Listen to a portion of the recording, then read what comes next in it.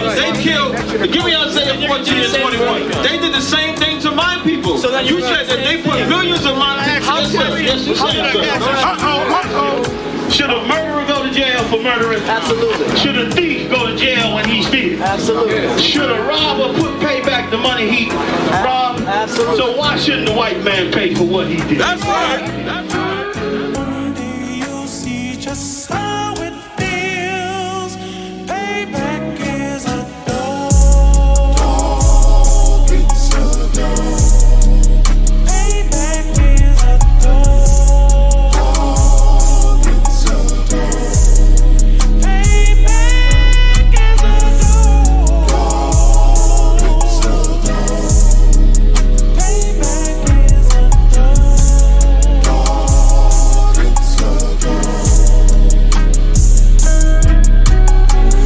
I'm in a hell of a hole, was never expected to grow.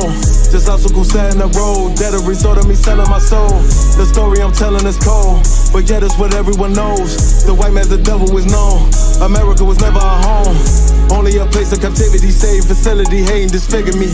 They claim that I'm lazy, be killing me. Maybe this slavery draining my energy. 400 years and counting, the trail of my tears is countless. Main fact that I'm here is astounding, but I can't wait till this shit is surrounded. Ready to tangle my king and the angels, be ready to rap. Cracking the sky, nuclear missiles will make it official. I'm capturing every cracker surviving. Put them all in chains where they need to be, slavery for me. And let the whole world see that with them in the cage and safer in the streets. Put the dog on a leash, get resolved for the beast. 144, get the ruler show, we could all be at peace. As soon as the trumpets are sound, your kingdom we busting it down. The only way justice is found, the time for your judgment is now. You'll see just how it feels. Payback is a dog. It's a dog. Payback is a dog.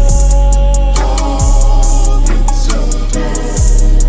Payback is a dog. It's a dog.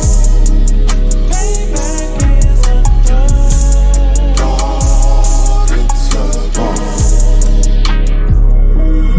Look, ain't no remorse in my blood slim. It won't be no compromise. Now it's time to feed the worms. Watch his body turn to flies. I clutch iron while you trust the lies. The next Glock I buy gon' be Gen 5. I get it customized. And sending shots off like farewell. Praying payback come back around like a carousel. Still remember Johanna's words ringing in my head like bells. Said you in this body, you fit the Lord, fuck the cartel. Triangle choke, apply pressure to the game like I did Vondale. Payback's a bitch in a dress, she a bombshell. Revenge is served cold, I just hope they make an oxtail. Glock fresh out the box, I swear it got that new car smell. Made myself a target in the world of mad shooters. That was designed fire for our babies to pass through it. And the damn by King's reign, I'll be overzealous. They bought my jealous, I bought brand new parabellums. You'll see just how it feels. Payback is a dog. It's a dog. Payback is a dog. It's a dog. Payback is a dog. It's a dog. Payback is a dog. It's a dog.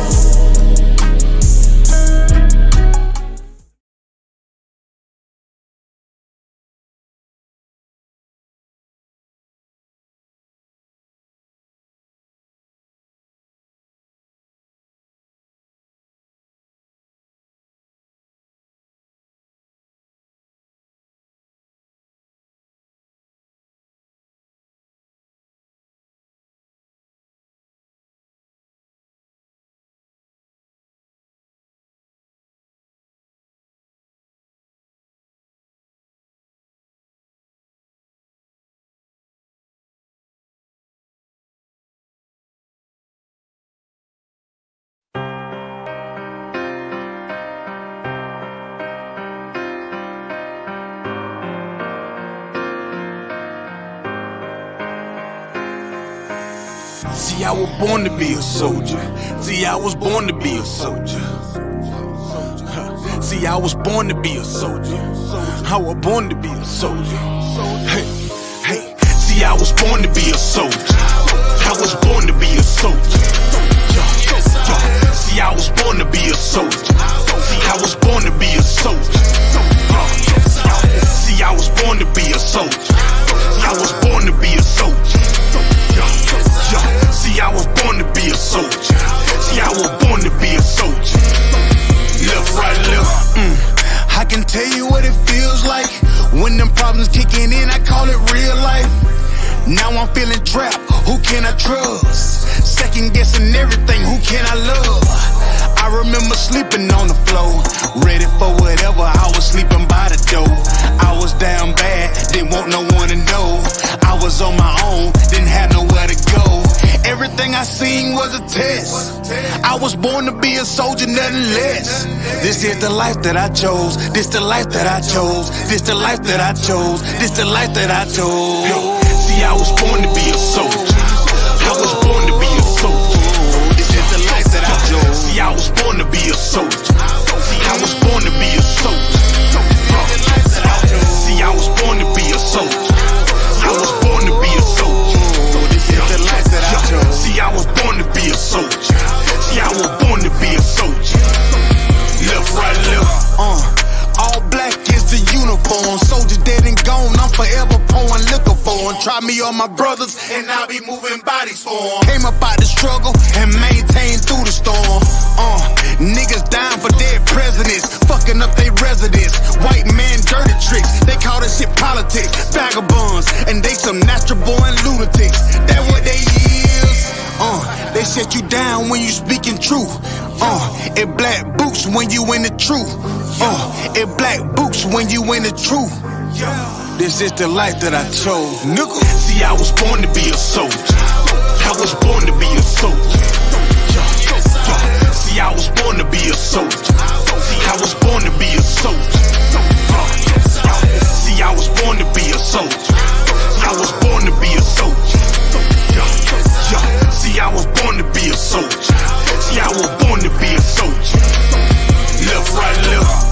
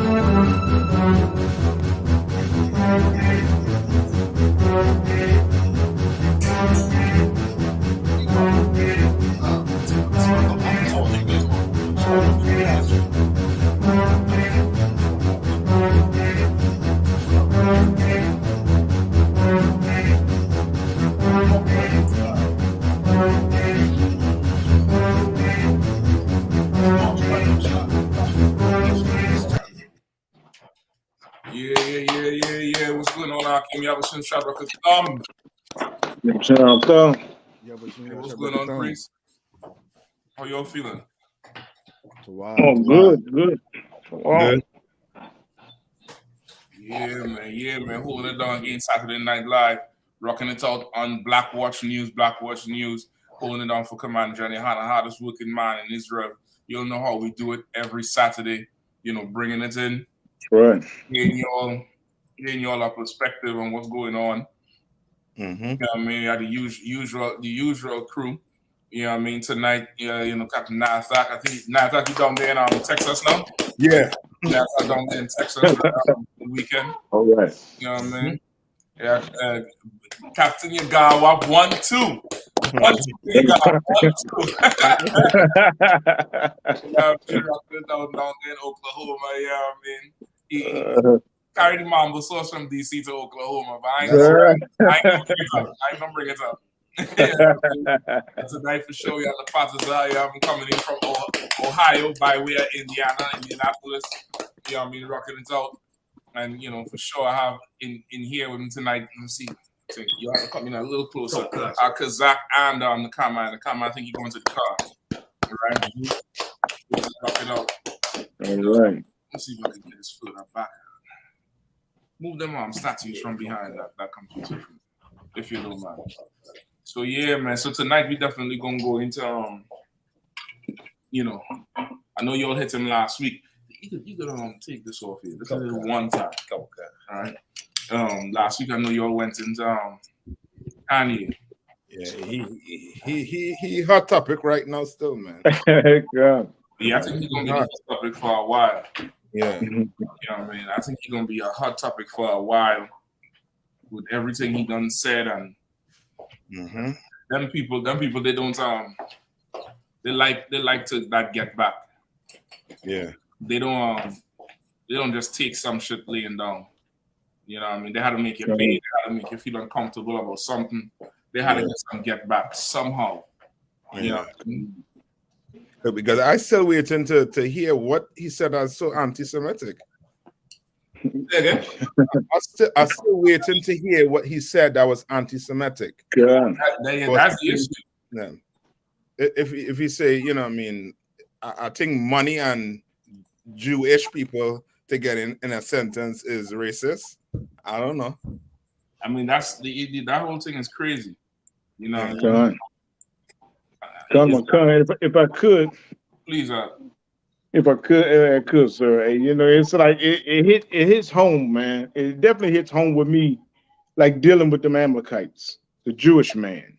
I had a manager that was managing my boxing career, a Jewish man, and they don't have a soul.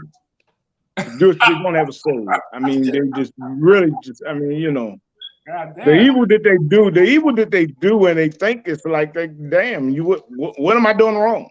That's their behavior, and it's like, and it was so crazy, I'm not gonna be long-winded on it, but it was so crazy.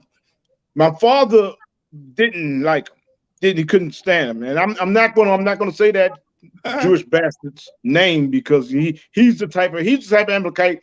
He will have you trying to brought up on charges or whatever, he's a slimy little weasel around the boxing game. And like I said, he's a known name around the boxing world, but I'm not even going to mention that devil's name, you know what I'm saying? But my father couldn't stand him, and he just he didn't want to deal with him.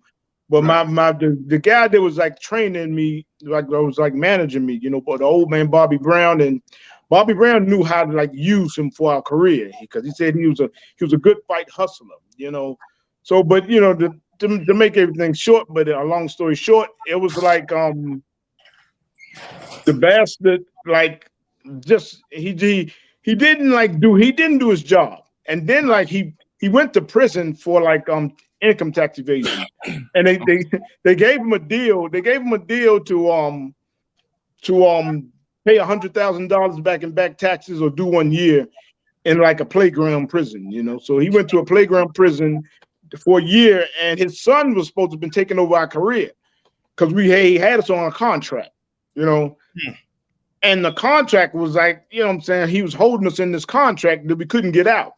Right. So his son, who was a cocaine head, was supposed to handle our career, get us a fight. He got us for that year. He got us one fight. He got us one fight. In a whole year. You got you have no endorsements to lose, you know. I mean, they're gonna block you from getting fabric and that that vinyl. Okay, hey, Salaki.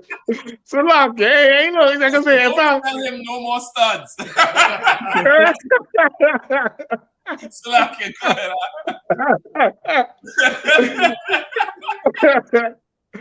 Hey, you know, but it's, you know, the evil that they done, and like I said, they had a Hamite with us. There was a friend of ours, you know, when we turned pro, so he was like handling all three of our career, myself, my brother, and this Hamite, David Issaquah. You know, so you know, he was handling our career and stuff like that. But you know what I'm saying, the devil, we signed the contract that had us locked in.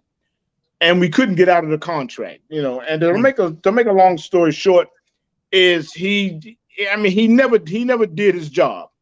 He never did his job. And then like the thing that happened was after he got out of jail, he brought along with a loan shark. You know, and that's what goes on down in boxing is like they call him like a money man. Right. You gotta have a money man. A money man is those guys that stand around in the ring that nobody knows who the hell they are. But those are like the loan sharks. This backing everything. You got to be a money man. So he brought this money man with him, and that's the only reason why that I was like with him. I stay with him because like he had this money man with him, and then he wouldn't let me out of the contract. And then like when all was all said and done, and the loan shark was going to let me go. The loan shark was a stand-up devil, you know, and like he was going to let me go out of the contract. He was going to let me go and just say, hey, and he was even going to pay me like severance pay, like this, hey, and he said, good luck with the rest of your career.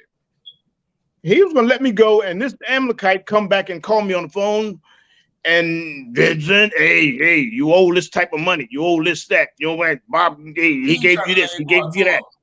Yeah, he gave you this. And then so I'm just like, damn, well, hey, okay, well, what it's going to cost me to stay in this contract? And he said, you're going to give both of us 20%. Both of us, I mean, what the hell? 20%? That's like 40% going to them. And then I got to pay my trainer. Then I got to pay my my manager, my Bobby Brown is my trainer manager. Got to pay him, and I got to pay my extra, my other trainer, Johnny. Right. Come on, I'm coming out with 30%. That sounds like Don King trainer. Hey, Don. Hey, but the funny thing is, he trained Don King. He brought Don King. He brought Don King into the game. He taught Don King everything he know, and he hated Don King so much. You know what I'm saying? Because Don King was a rat, but Don King just outsmarted him, and Don King got on top of him, and you saw what Don King did, and you know what I'm saying? But it was just, you know, it's so, like I said, I can feel Kanye, what he's talking about this Jewish man, this Jewish man. And it's like the things that he's brought out, you know, something, it's like it hit home so much, you know, because being locked into a contract, I mean, I went to the lengths of, I really wanted to kill him. I wanted to get some guns, and I knew just the brothers to get the dudes to get the guns from. I would get some guns, and I was going to go up, and I was going to kill him. You know what I'm saying? But it was like, I started thinking about so much things. Plus, I was a crazy Christian back then. You know what I'm saying? Right. But, you know, I was. If I could, like that's the thing the oppressor, he'll never understand. Like, John, he'll back you into that corner. John. Stupid. Yeah, John. And then he'll turn around and say, see, you're just a bunch of animals. But meanwhile, he poking you like Siegfried and Roy, poking the lion in the damn circus, poking and nobody looking. And when it's showtime, the lion eat your ass. And now you make the lion look like he's just an old savage animal. Yeah, these handlers. Handlers. And okay, they're using that to create. They're using that word anti-Semitic, like how we use racism. Yeah, that's what they're using that word. That's for. it. That word now is like you're racist against the Jewish people. Yeah, this had nothing to do your race. This has to do with a description of criminalism. Like this has nothing to do with anti-Semitism. That's it. Has to do with every manager and lawyer in the music industry has Jewish ties. And it seems like you just take advantage of every artist, every entertainer, everywhere. Right. You know what I mean? That's really what it is. It's not anti-Semitism. There ain't nobody, you know, going against every single Jewish man. Exactly. You know what I mean? Exactly. But those in there, you know what I mean? From all the way back from that Jerry Heller with NWA. You know what I mean? To the new that Jimmy IV, I ain't even sure. Check and see what he is. Check and see what Jimmy he's Jewish. That Jimmy IV shapes the world, brother. Hey, Salaki, sir. And look, Salaki, sir, I just wanted to bring that out because I was on such a small level. I wasn't making millions and billions of dollars. I was on such a small level that they would take the pennies from me. They would take the pennies from me. And this is what Kanye is talking about, the Jewish man. You know what I'm saying? You know, so I can really like understand what he's saying. Because saying I was on a small level and they were going to, I didn't have nothing and they was going to take the nothing I had. You know what I'm saying? you can't have nothing. You literally can't have nothing. Yeah, exactly. You gotta have negative. So you know that. Yeah, I mean, that's I mean, I think this is Jimmy IV, and he is signing up next to Dr. Dre. You know what I mean? You know, he's huge in that music industry. You know, he worked real close with 50 Cent too. You know what I mean? Worked really close with 50 Cent when they was really young, when 50 and G Units and them was really young. Right? Like, he's responsible for a whole lot of entertainers in the industry. You know what I mean? You know, they really control what we hear.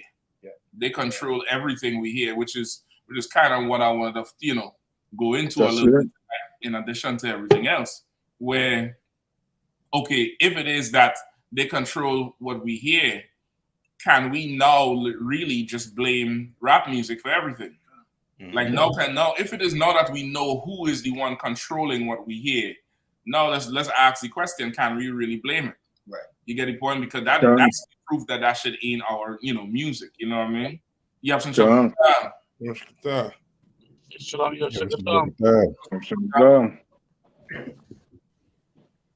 Like when you say you got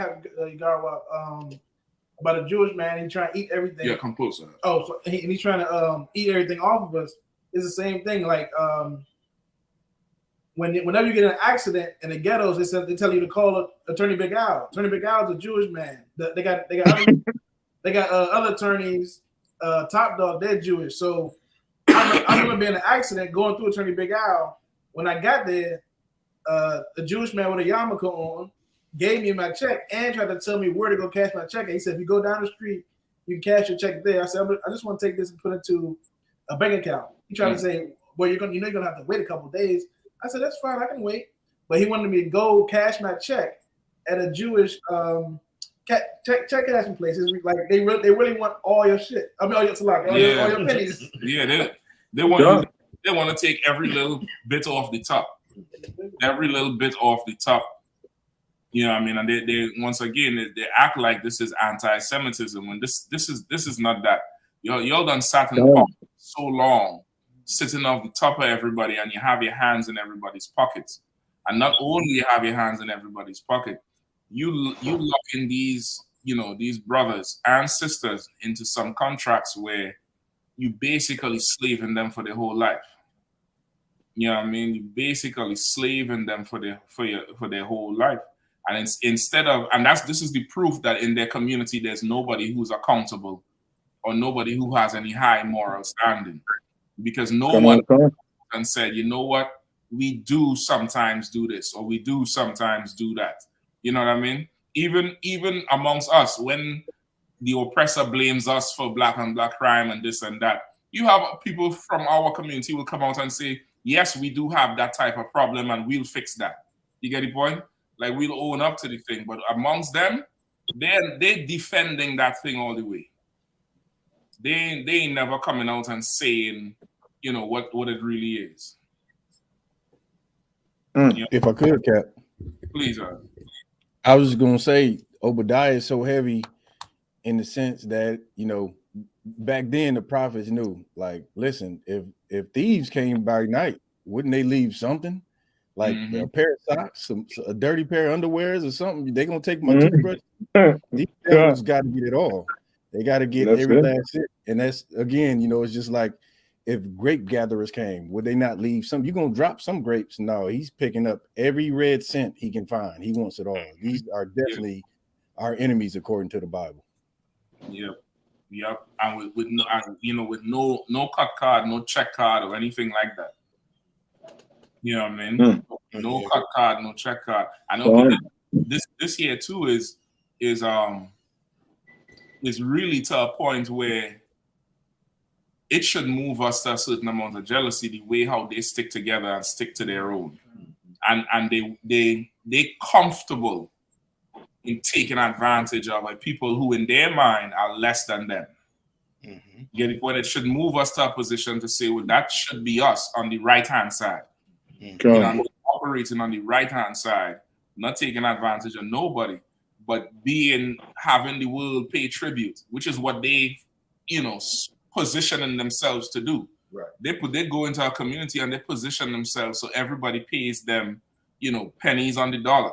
You know what I mean? Or dimes on the dollar. I can't even say pennies on the dollar. They break your dollar down. Right. You know what I mean? And that's really just what it is. So whatever Kanye experiencing, you know, they could call him crazy, but Dave Chappelle experienced the same thing. Who else? I.S.U.P.K experienced the same thing. Prince experienced the same thing. Remember he had to change his name? Yeah. Prince changed his name and certain he couldn't hold certain concerts because he couldn't go there as Prince. And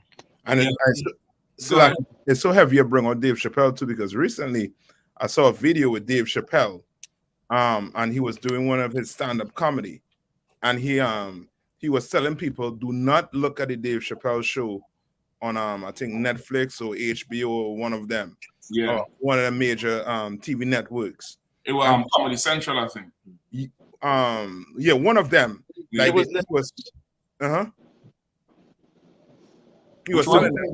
was telling them not to watch it because he can't even use his own name on another show. Yeah, I think it's Central. He said that the language in there that they use for the contract, you have to go get a lawyer and you have to trust that he know what the hell he reading. Yep. And then you're going to sign your name off on it.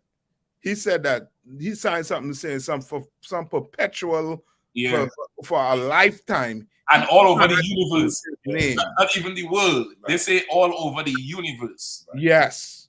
Yeah, I mean, he cannot use his name. Yeah, he can't come back to a show saying Dave Chappelle show. Yeah, that's something else. Right. Yeah, I mean. So that's crazy, like as you're saying, and you know, they had the whole Viacom behind all of them.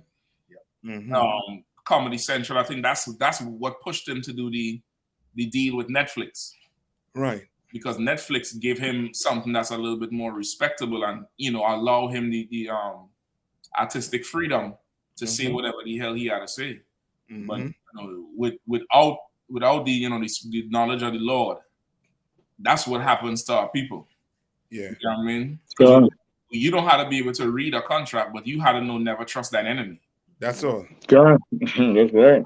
You had to once you understand that the oppressor is the devil the Bible speaks of, then you know you might not understand legal jargon, but you will be in a position to say, you know what?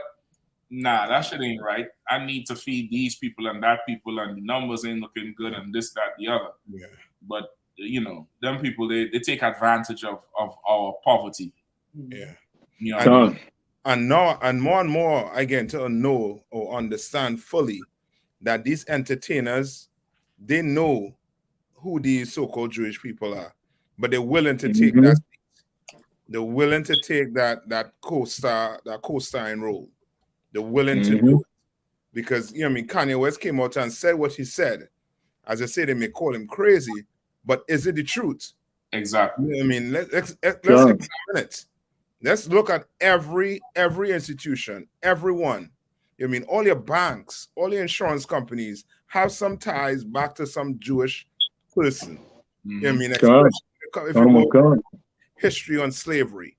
We could do the history on slavery. They insured the boats. They insured the slaves. Right. They did it. You understand? And now when you bring that up, now you're anti-Semitic. Now you're anti-Semitic. Yeah. That's crazy. Donald Sterling, the owner of what basketball team was that? LA Clippers. Right. He came out and said the same thing Kanye was saying. Is he anti-Semitic? He said the same. Said they stick together. He said that, you know what I mean? He went in and said, if you borrow 10,000 from a Jewish man or from anybody Jewish, that's how much you're going to pay back. 10,000. You understand? They know they stick together. They know what Kanye was saying is true, but they don't want to be looked at as being, you know what I mean, evil, criminal. You understand? Like so-called Americans here, your oppressor here in America. You know what I mean? Yeah. I remember when he had that whole scandal with the girl. Yeah. You know what I mean? He had that whole scandal with the girl. And, you know, he was talking mad shit about it. You know what I mean? Nobody come out and say he racist against the brother who was Magic Johnson. Nobody come out and say that. They ain't boycott him. They ain't doing nothing. No. You know what I mean? But now all of a sudden Kanye West racist. Or I should say anti-Semitic. Well, that's you said the word. You said the right word. You said the right. It's really they're calling them racist, but then once again they're trying. If they use the word racist, nobody would believe it because black people can't be racist. Right. No power to do nothing. So they had to say he's anti-Semitic. That's how they get the whole. It's like a not cat call. Let's call it the dog whistle. It's like a dog whistle to raise the herd up. You know what I mean? It's like Israel's ram's horn. Anti-Semitic. Oh, that's it. You know what I mean? It's like how you sort of say it, screaming fire in a full building. You know what I mean? It's like that's how they get everybody to, you know, rally behind them. Right. You know what I mean? And that's once again being in the world without the knowledge of the Lord.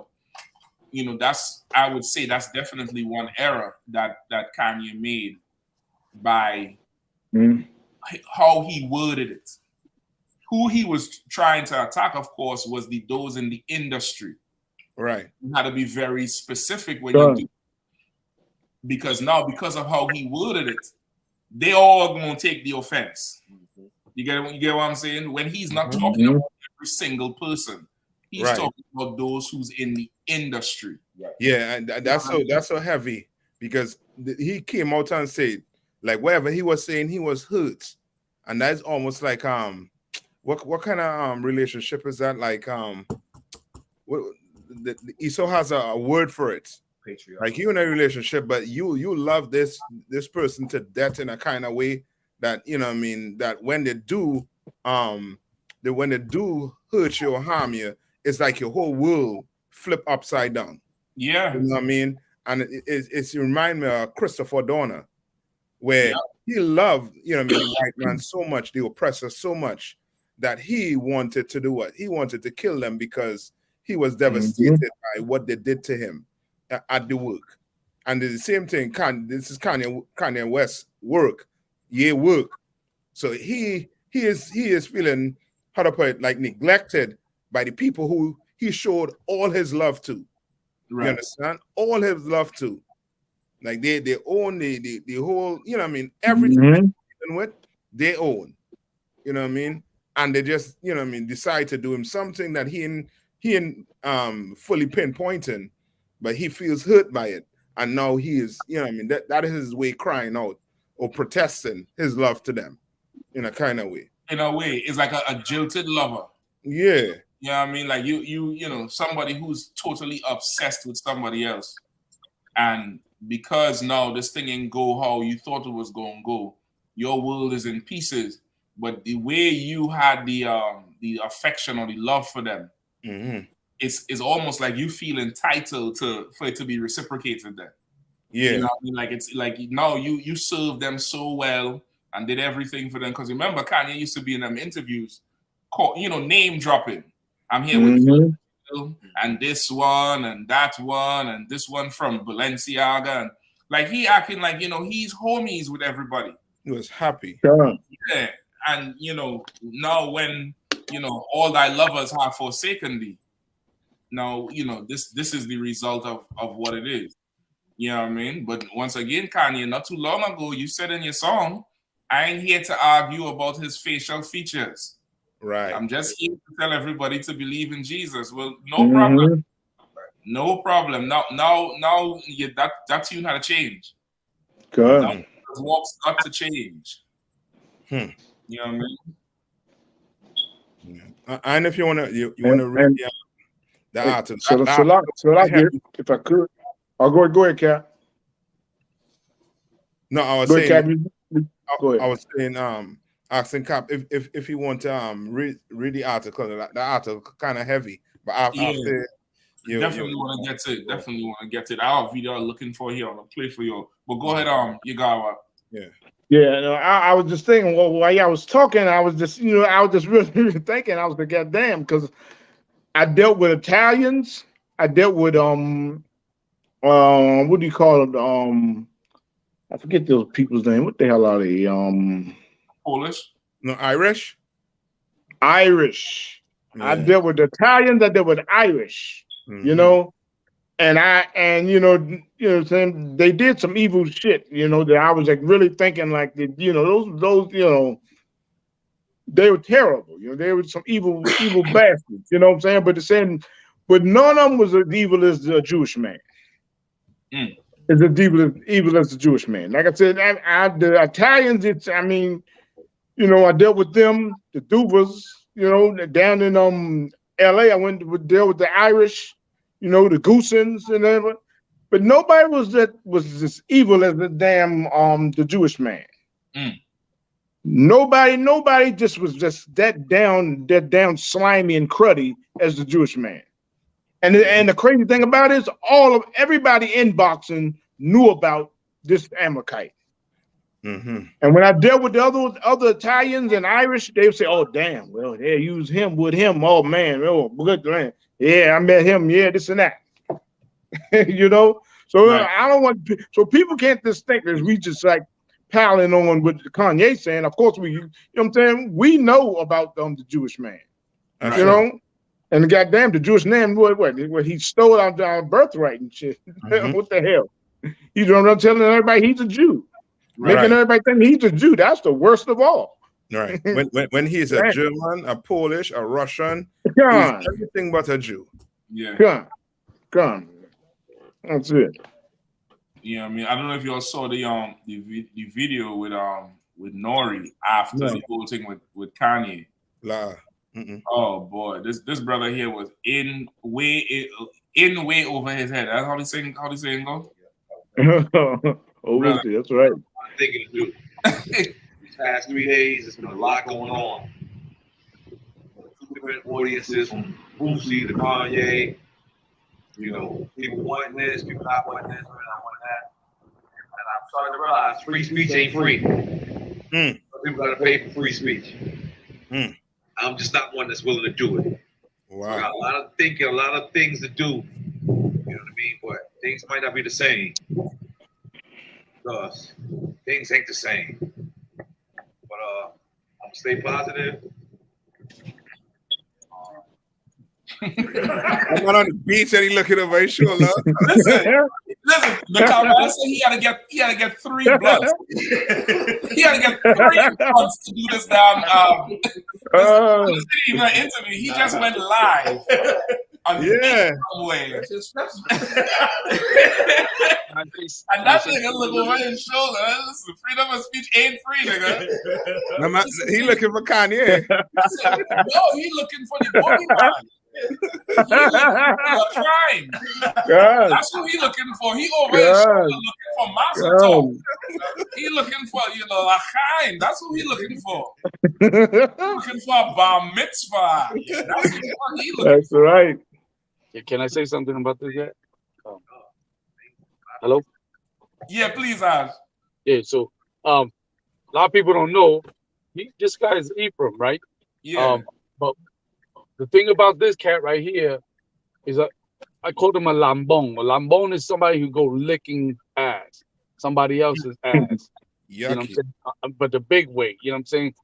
But when I heard him say, "We love Jewish people, we love Jewish people," to me in my brain, you know, like that solidified what I always thought about ghetto, you know, people in the ghetto. Not all, but you do have a good portion of brothers and sisters who are Uncle Toms and Aunt Jemimas from the ghetto. Nori is a great example of that. You know what I mean? Like instead of standing and understanding, I'm from New York City. I'm from Left Rack. Left Rack is the ghetto. Who owns a lot of property in the Left Rack? The Jewish man. And in Left Rack, we suffered the same way a lot of our brothers and sisters in New York City suffered for a long time because of the Jewish man. You know, because of the Jewish man, put a lot of families out in the streets. You know, had abandoned buildings burnt because of the Jewish man.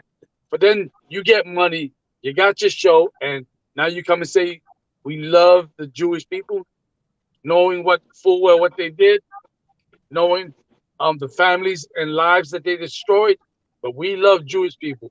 This guy, to me, he's an Uncle Tom from that point on. You know what I'm saying? I understand Kanye, he said what he said, but this cat right here should have just shut the hell up, period, and just say, well, you know, he could have played it off and say, I wasn't expecting what he said, but he said what he said, you know, and that's that, and just roll with it. But you know, he trying to defend his interest at the cost of all the other Puerto Ricans and all the other black people, you know what I'm saying, and all the lives that were destroyed. He just cared about his interest, and that he's just losing respect. You know, that's all I want to say at this chat. It definitely is. You for sure right. Like he had an opportunity to stand and, you know, let the Lord honor him. But okay, this is like a catch-22. Without people like him, the Jewish man cannot prosper.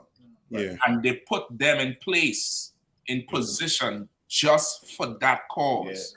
So in one side, what he's saying, Ash, is absolutely right. But on the other hand, that's who he is. I can't, you know, I can't hold him at any higher esteem or expect anything else from him. This brother smoking 3 blunts. His show is called Drink Champs. They get high and drunk. Yeah. You know what his life got to be like? And he was some brother who was in jail too, and not recently, but his career ended damn near. I don't think he had a long musical career. Like I think he was dragged through the mud, just like how Mace and No, it was a partner. Capone was the one in jail, but he did spend some time in jail before they got put on. Right. Well, what I'm saying is his career ain't really take off like somebody where he's a powerful dude. Like you could tell this guy is down there gathering scraps and whatever they give him. Right. You know what I mean? Like he's really, you know, I don't want to say a punk, but they're punking him. Yeah. You understand? Like that's what they're doing to him. They're punking him. Like this, like, okay, this interview here is bad. Not interview, but this tape is bad. Yeah, 3 blunts, boy. All the scriptures say, and in his mouth is like a burning fire. God damn, Nori. What?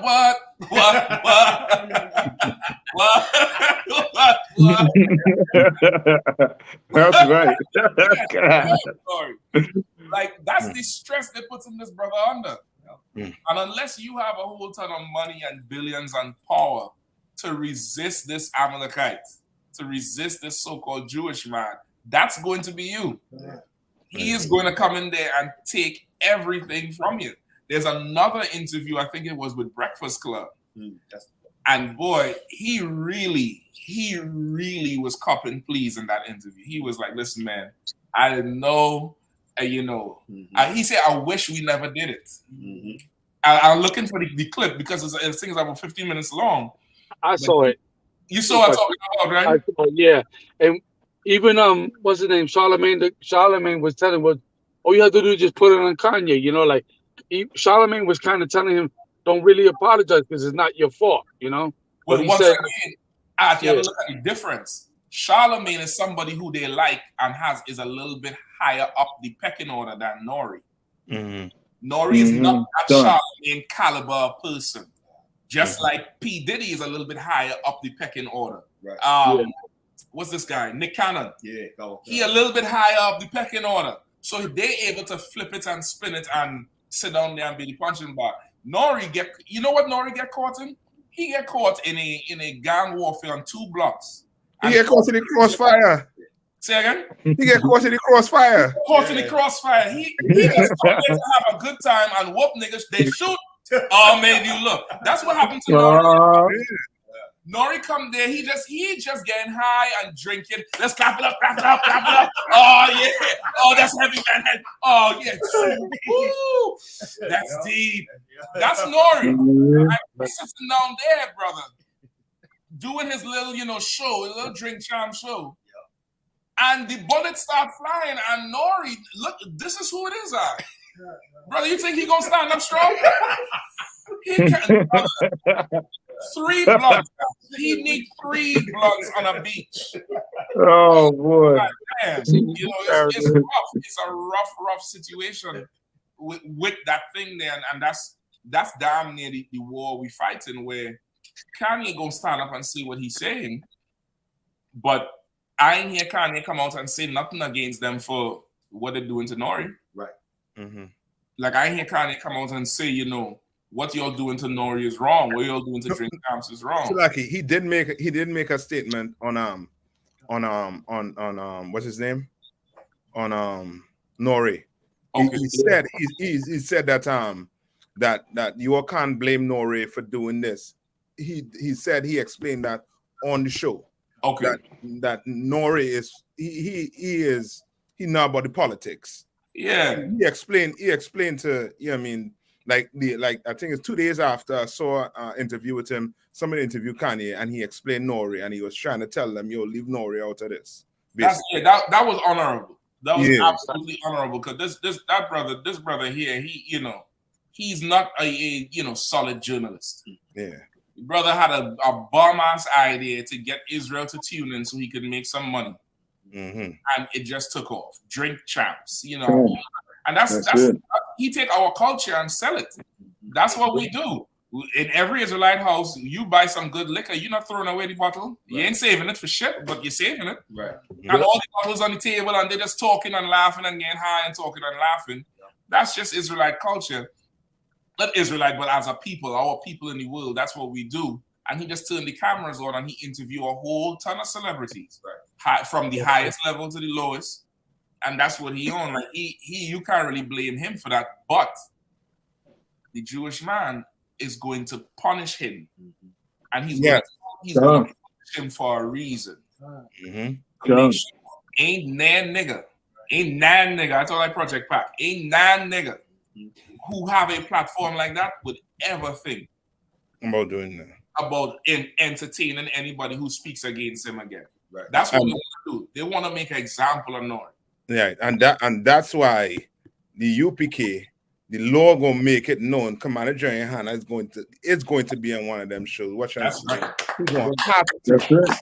He's gonna have to because they're gonna have to come. They're gonna have to come and get him. Get him to speak on all the issues. Somebody will come get him.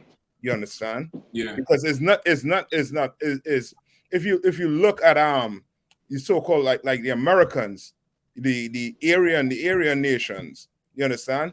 Them men don't like the so-called Jewish man for whatever reason. You understand? For whatever reason. You understand? Our Kanye West said was they have all the money. They're the ones in the rap, in your contracts, this, that, the other, and that's anti-Semitic. That is anti-Semitic. That is what you want to burn his shoes up for, his clothes. Right? Goodwill don't even want to take his clothes. You understand? Yeah. They don't want to take his clothes because of what was said. I losing it somewhere. I think I'm going crazy. Nah, listen. This is what they're doing to Kanye is like a career lynching. It's like a professional lynching. That's what Kanye is like. Like what they do to Kanye is for what they do to Putin. The embargoes is being put on Kanye right now because he don't want to accept the mark of the beast. That's damn near what it is. Right. Because he don't want to accept the mark of the beast. Now, he can buy and sell. You know what I mean? That, and really, because he's in the business of buying and selling. He can't do nothing for his athletes leaving his sports company. You know what I mean? Like they're putting embargoes on him because he don't want to accept, Caesar, as his Lord and Savior. He don't want to accept Amalek as his Lord and Savior. At the point, like that's really what they're doing to him, and they have to do that to discourage anybody else who have that level of power to come out. Boy, if these Negroes start waking to hell up, it's going to be a problem. It's going to be a problem. They ain't paying you all this money for you to come and talk against them. Yeah, that's right. I remember a couple of weeks ago, Kanye had pulled away from Gap, and Gap, while he doing the interview, the Gap stock going down.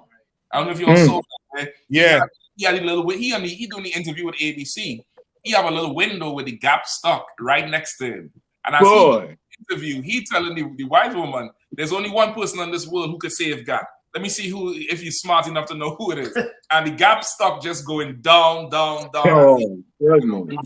he was hurting them. And then for this to come down, for them to act like they don't need him, they really now joining in the the gangbang down there. So that the Jewish man will come and bail them out from all that money that Kanye pulled from them. That's like an industrial Me Too movement on Kanye. Exactly. An industrial Me Too movement. What that is. They're doing Elliot Kanye. They're peeing on Kanye. They have Kanye all kind of things. They're sending him on Epstein Island. Right. Yep. They're going to ragdoll him. Yep. Hey, if I could say something real quick. Right after that incident on Drink Champs, right? So there's this program called Dolly, right? And Dolly, you type inside the text box something in your mind, whatever you want to see drawn out, right? And it'll draw it out, using the AI, whatever it is, whatever you imagine, and you could type it out. It'll draw out an original painting from your thought, from words into an image, right? So I put in, and this is right after the incident in Drink Champs. So I put in Kanye West in graphic art, right, to see if it would draw it out. And literally, the AI was like, cannot produce this. Cannot produce this. I kept trying to change the variation. It would not produce anything with Kanye West. And I started thinking, damn, they got control, like their hands in everything. I tested out again using Method Man. Poop shows up. I use other thoughts and everything show up. But I try to do with Kanye West, even as a plush star, and nothing. I'm like, these Amalekites are for sure got everything on lock. You know what I'm saying? Yeah. Yeah. It's at the point now. How this whole thing rolling is like I don't know if you remember that movie The Net with Sandra Bullock. It was an old school movie. It was about the internet before the internet. Right? It was about the internet before the internet came out. They made a movie called The Net. And they introduced the internet back then. And they were showing you how it's so easy to just wipe you out as society by the push of a button. Right. And just get everybody to forget about you. Meanwhile, they freeze your bank account, they freeze this, they freeze that. And you running around trying to live, and you out. Right. You out the whole system. Right. I think they freeze this now here. God damn. Y'all should see this. Right now. It is a captain. You frozen. At my TikTok account that I had, one day I just did a lesson on anti-Semitic. That was the last time they kicked my ass right out of TikTok. Wow. Just for teaching a lesson. on anti-Semitic. God. Kick me right out. Soon it's gonna be over. Soon it's gonna be over. That they take talk like the clock. Soon it's gonna be the end. They're gonna run out of time real quick. And they let them keep ticking and talking. Soon. God. Don't worry about none of that. Yeah, I gotta pull up another story here. Shalaki, Cap. So I just want to salute out. I just want to salute out everybody. You know, I'm about to roll again. But anyway, Shalom, for having me at least even briefly. Yeah, just rock it down. Go ahead, Napatas, Salaki. Yes, sir. Khan, if I could, before you move to another story, I just wanted to quickly piggyback that story with a new one. I don't think it's on the list, but I just wanted to read a little bit about Kyrie Irving. Has everyone heard about that? Yeah, that's the one I'm just pulling up on the computer. That's freezing right now. That's the one I'm just pulling up. And brother, the article just freezing the old computer. I got it if you want me to get it.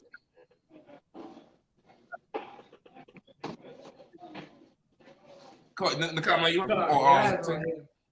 What are you reading for me? I'm gonna just pull up the brother picture. This one is the Rolling Stone. Is Napatas, that's the Rolling Stone one you wanted?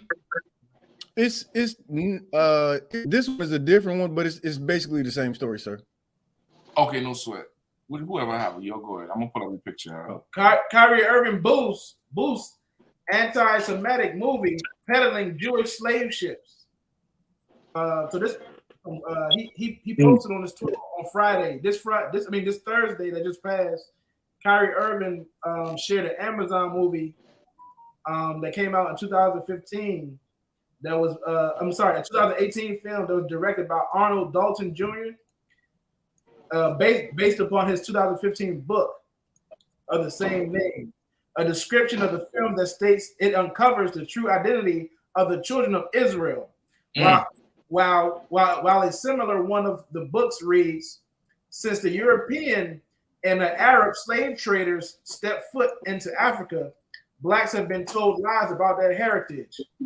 Both suggest Hebrews to Negroes espouse ideas in line with most extreme fractions of the Black Hebrew Israelites, which have a long history of misogyny, homophobia, xenophobia, Islamophobia, and especially anti-Semitism. The Black Hebrew Israelite movement is fairly broad, comprising organizations that operate semi-independently. The movement generally consolidates around the notion that Black people are the real descendants of the ancient Israelites, or with the more extreme fractions claiming that Black people have been robbed of their identity as being God's chosen people. Salaki, if I could. Okay, I ain't never heard of this movie. Neither me. I don't know. This thing had the damn ancient Hebrew. Yep, that's why I'm watching there too. The side, the ma. If I could. Oh yeah. Go ahead, Napatas Salaki. Yeah, Khan, sir. I was just saying, this book, I actually read this book before I came into the school. It was like one of the books that I read, that led me on the path to, finding the home of the truth, of course. Right. But the dude who wrote it, he made a movie out of the book. And that book, it's not very the movie's not very popular because I haven't even known about it. But the book was, kind of a big thing. I remember walking through the airport with a book before I got into the truth. And white people was turning around looking at the book and like, man, that's very interesting. And the thing that got me, hold up, what is it? Very interesting. The bus driver. Hey, the bus driver was like, man, that just makes you think. I'm like, yeah, it does. Was the bus driver Caucasian or black? Absolutely. He was Caucasian? Yeah, yes, sir. Yeah. He's like, boy, keeping an eye on you. Yeah. Yeah, absolutely. Like they look like I'm purposely walking with the book so people can see it. But it always catches them off guard. And one of the things I just wanted to get an excerpt real quick. It said in this article, it says I'm disappointed that Kyrie appears to support a film based on a book full of anti-Semitic disinformation. And okay, I'm not bigging this brother up because he not in here, but of course, you know, he uncovered some truth about being, you know, black people being Israelites. And so when they say disinformation, that's to let people know like this is like low education. It's kind of the same thing that Max Kellerman did in that interview when he was talking about, I think it was Deshaun Jackson. Like they do that. They say those key words so it'll throw black people off the scent of the trail. You know what I mean? Like this, there's no like just saying that it's disinformation kind of discredits, you know, Kyrie and the brother who wrote the book as something. Well, black people, you shouldn't pay attention to this.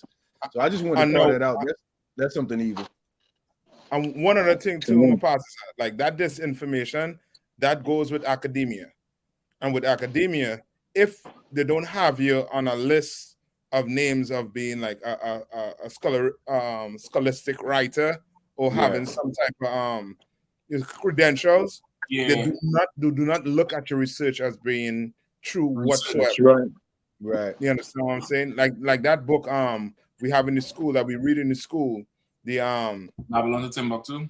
Yes, schools do not look that as being a scholastic book, so you can't quote that in any university. They wouldn't acknowledge it. You know what I'm saying? They all like to question his research. Yeah. But his research matches up with, you know, other books that they deem scholastic. You know what I mean? His research does match up. You know what I mean? What's his name? Not William C. Roden. What's his name again? Rudolph Windsor. Rudolph Windsor. Right, I think he's the same brother that wrote Valia Dry Bones. Yes. He wrote Black India too? I'm not sure. I don't think he wrote Black India. But Valia Dry Bones is a couple books he wrote like that. You know what I mean? Still up in the patterns are good, brother. No, that was it, sir. I just wanted to call that out. That disinformation is a key word that they use to throw black people off the center of the trail for sure. And this is the other thing too. If I could just, I'm gonna get to you in the comment. Remember, Kyrie Irving was the one who they had already kind of blackballed from the vaccine. Yeah, you know what I mean. They're saying he crazy, he this, he that, he a rebel. Remember, and then he didn't want to come practice. He didn't want to come play. Right. Because they wanted everybody to be in the stadium, in the arena with the vaccine. He didn't take it. So they're already going to use that to add this, you know, to make it more like he's just a heretic. You know what I mean? So I can go to that. And then what you were saying, Captain, the part is well, the person who said that is Joe Tsai. He's the Kyrie Irving plays for the Brooklyn Nets, right? He plays for the Brooklyn Nets. That's the person that said that is the owner of the Nets. He's Jewish. So Joe Tsai said, I'm disappointed that Kyrie appears to support a film based on a book full of anti-Semitic disinformation. I want to sit down and make sure he understands this is hurtful to all of us. And as a man of faith, it is wrong to promote hate based on race, ethnicity, and religion. This is him here. I think that's him. Josiah TSEI. Yeah. I think, and this is the thing. I want them to come out and say what is anti-Semitic, like meaning literally, you know what I mean, right or say what it is that they're saying is anti-Semitic. And Kyrie Irving doubled down the next day. The next day, they said the article says he came back with a non-apology. So he tweeted, "I'm an omnist, and I meant no disrespect to anyone's religion or beliefs. The anti-Semitic label is being pushed on me. The anti-Semitic label that is being pushed on me is not justified and does not reflect the reality or the truth that I live in every day. I embrace and want to learn from all walks of life and religions." But once again, like he really, he's no different than what Nori's saying.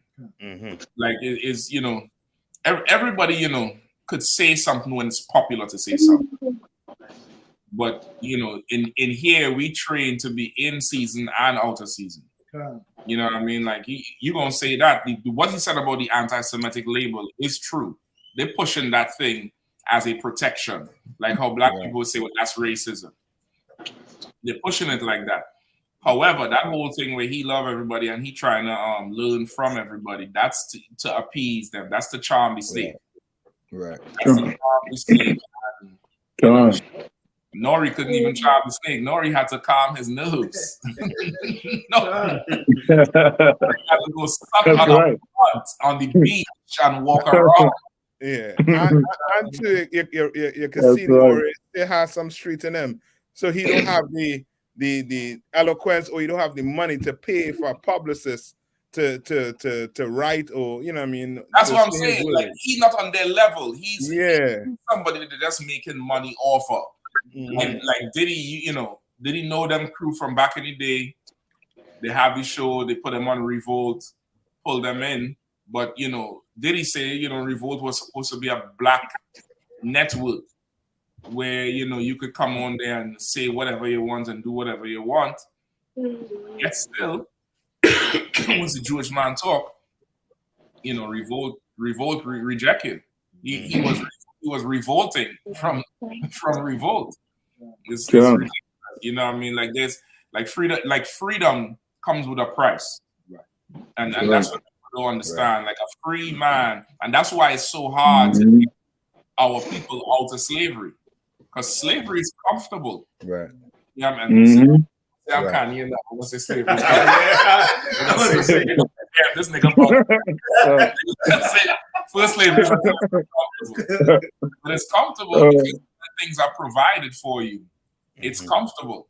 But a free man, you could do what you want, but you still gonna have to go get your own meat. You're gonna have to get your own timber. You're gonna have to get your own water. You're gonna have to save your own life.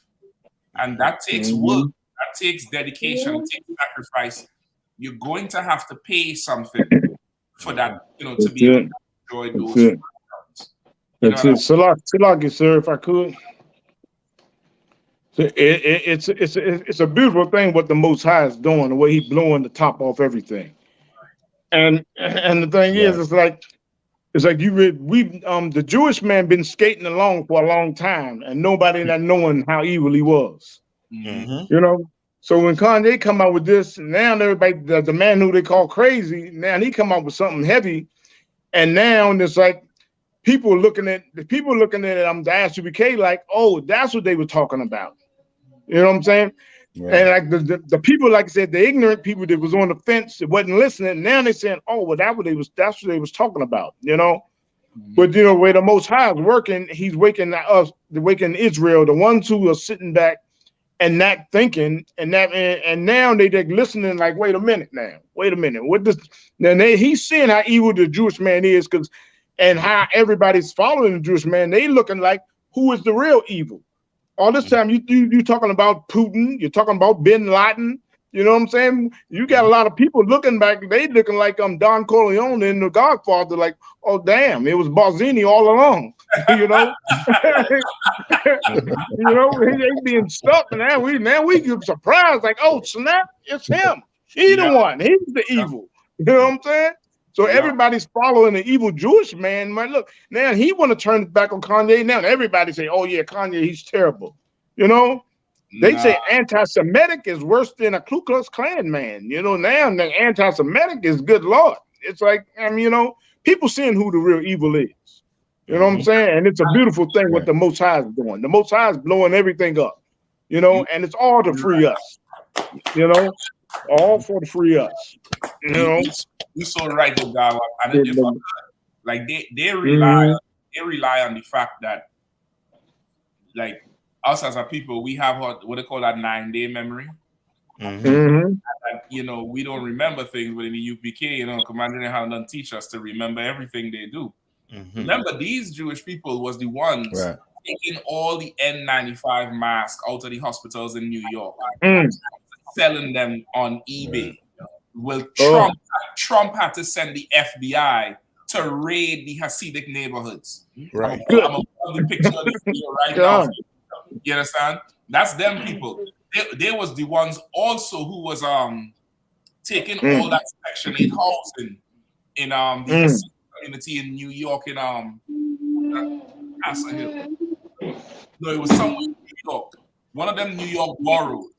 They was taking all the goddamn Section 8 and then re-renting it back to Israel at a higher rate.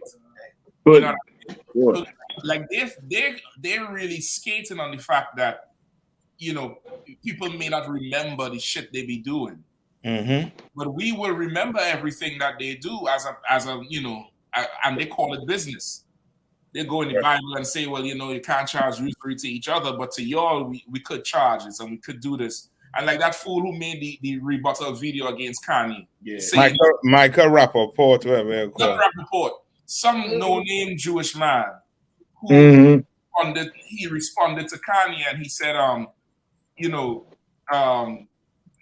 he said in the Jewish community, they teach their people certain things.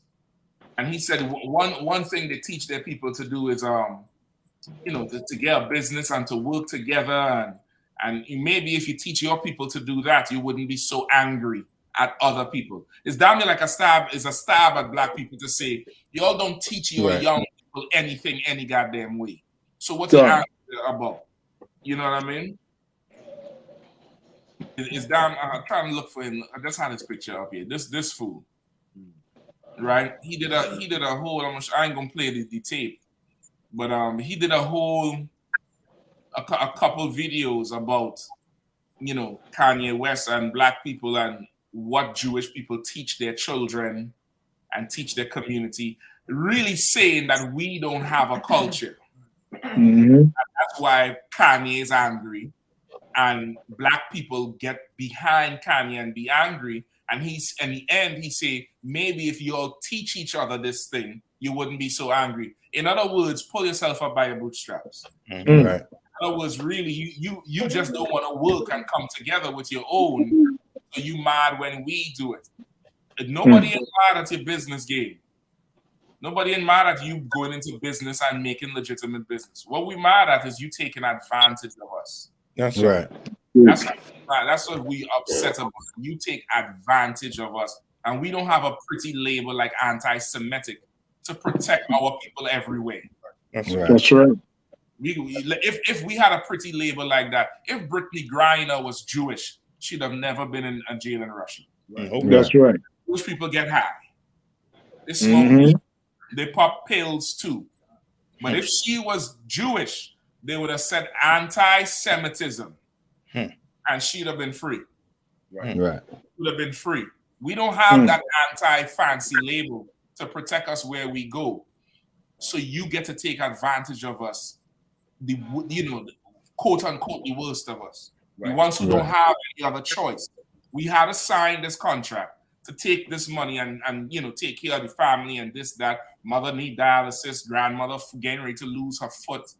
This one needs some kind of expensive cancer medicine, and you come with a $5 or $10 million contract. I'm not reading that shit, nigga. Right. Just show me the money.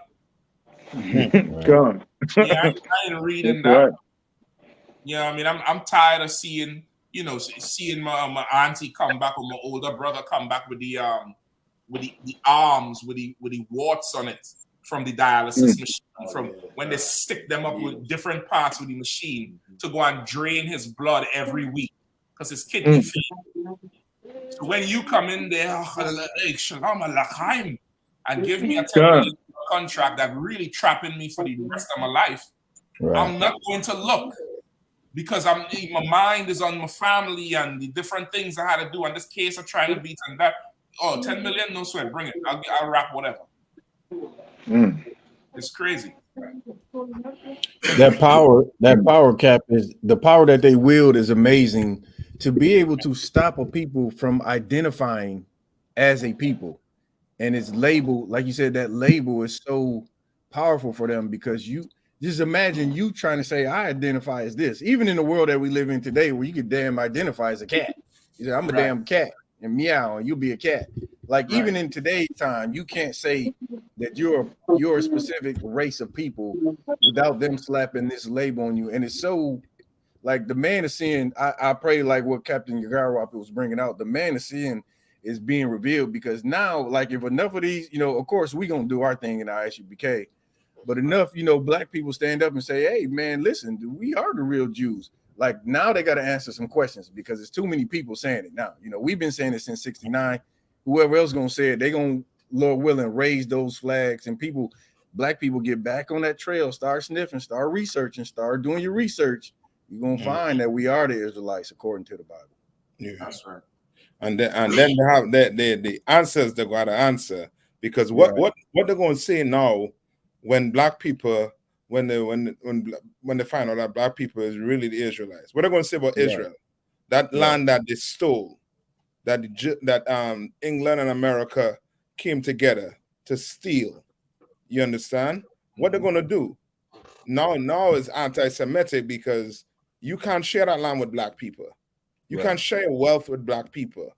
You can't do that. You understand? You being the real racist.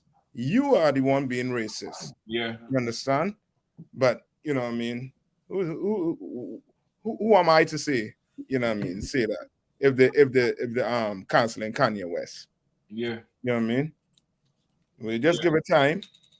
Let's give it time. Okay. Like, Hey, so like a Cap, I wanted to salute everybody out. I was gonna dip out on y'all. No sweat, no sweat. Tawada for coming through. I appreciate that, bro. Hey, Tawada for having me on too. Shalom, Yahabashim, Yashabakatham. Yeah, like you so right with that, matter of fact. Like, okay, like they ain't gonna have no other choice. But okay, at this point, I think they already know what's going on, because the tide done turning to the point where they quit fighting against it as much, and they're making movies and content to be that disinformation back. Right. Mm-hmm. Yes, and I don't know if you remember a few years ago, History Channel did a series on Lot with the angels, and the angels was like Moabites and Japanese and all that type of shit. And they try. Yes, they're trying to say this thing did exist, but the angels is a different color to what the Bible say. You know what I mean? Remember when that TV show came on, the Borgias? For years he was on the street saying that, and then they come out with the Borgias, and damn near with the truth about how Caesar was, how he was with Lucretia, the whole Borgia family. You know what I mean? So they already recognize, okay, this thing is going to start a turn, so they're trying to get ahead of it. And now you have them coming back with, Coming to America 2.0 with this Wakanda movie. Right. That Wakanda Forever is a super African push. Yeah. That's a huge African push. And it's going to affect, the black people if they ain't sharp enough. Right. Yeah. You know what I mean? If they ain't sharp enough. So where y'all want to go? Y'all want to move on to a couple of them stories? You know what I mean? Oh, you wanted the one with Kanye, that first one? Yeah, if we could have read that, because they're trying to say that he like with a Hitler. Let's get it. It was Hitler. Yeah, please. Kanye West has a fascination for Adolf Hitler, according to a disturbing report. CNN broke a story that explains Kanye West's anti-Semitic comments. Those who keep talking about Kanye West's mental illness might change their minds when they find out about a troubling report from CNN. They reached out to one of the rapper's former business executives and revealed information that will hurt his reputation even more. Now, once again, this is their pushback against Kanye. Of course, all of this is a lie. Right. You know what I mean? But this is their pushback, because if this was true, why this ain't come out before? Right. This could have been out before, long ago, how he's a secret Nazi. Right. You know what I mean? Go ahead. As it turns out, Kanye West's anti-Semitic comments have a very specific origin and are not a coincidence. The Yeezy creator has a deep admiration for none other than Adolf Hitler. That's right, the man who nearly brought the world to its knees due to his divisive ideas and hate speech, Mr. Nazi Party himself, Adolf Hitler, is one of Kanye West's biggest idols. Right, and this is how you know that. Okay, this so-called Jewish man, this small hat man, he's very crafty. Right. Yeah. Like read that last part again, where it said the Hitler brought the world to its knees with what? Kawaka. That's right. The man who nearly brought the world to its knees due to his decisive ideas and hate speech. Decisive ideas and hate speech was not what World War II was about. Exactly. It was about bombs and guns Kawaka, sir. and soldiers storming in Normandy. You know what I mean? And what the Code 45, this one was not hate speech and not no ideas. Right. Like no, they're trying to equate what Hitler did with what Kanye is doing. Kanye ain't locking nobody up and gassing nobody. Right. Kanye ain't locking you into a damn contract and trying to, take your life for the rest of your life, have your children enslaved to them. Right. He ain't doing nothing like that. So for you to word it in a way like that, that's crazy, man. Yeah, and what's so crazy too, Cap, is Donald Trump. Donald Trump, I think he spoke of Hitler also too. And then America itself, Hitler got his whole foundation from America. So what are they? I mean, what they're saying? Exactly. You know what I mean? What are they saying? Because Kanye West makes some reference to Hitler about whatever, who knows that he's anti-Semitic? That's just, as I said, that's just them trying to, paint a certain character, how to stain Kanye West's character. You know what I mean? Trying to put him against us. You understand? Where he's doing so many of us. Like when some crime happened, they like to do what? They like to go put the brother up, his whole criminal record up. Yeah. And say he's smoking weed, he did this, he's a trouble. You know what I mean? The whole works they like to do. Like they just like to paint a picture so that the public, or more so black people, will see that this is justified, what we're about to do this person here right now. You understand? This force we're about to put on him is justified. You understand? That's just their way of, what they fit into do in the near future. When you see it happening, you remember in these words, you remember Hitler. You just have to remember Hitler. Oh, yeah, he deserved that. Right. That's it. You know what I mean? Yep. And of course, this is the, I guess, the executive who came and said, I can't believe a white woman when it comes to a black man being tried in the media. A white woman they should just make a standard for witnesses when it comes to black men being tried. White women lie. They've been lying. Ask Emmett Till, ask Rosewood, ask Tulsa, Oklahoma. They've been lying. When it comes to black men, I can't trust, nothing she say out her damn mouth. That's right. You know what I mean? She's anti-black as far as I'm concerned. Right. You know what I mean? And they putting out, Jewish people putting out anything also. I didn't even know Adidas was German owned or was a German company until Kanye said the Jews are black.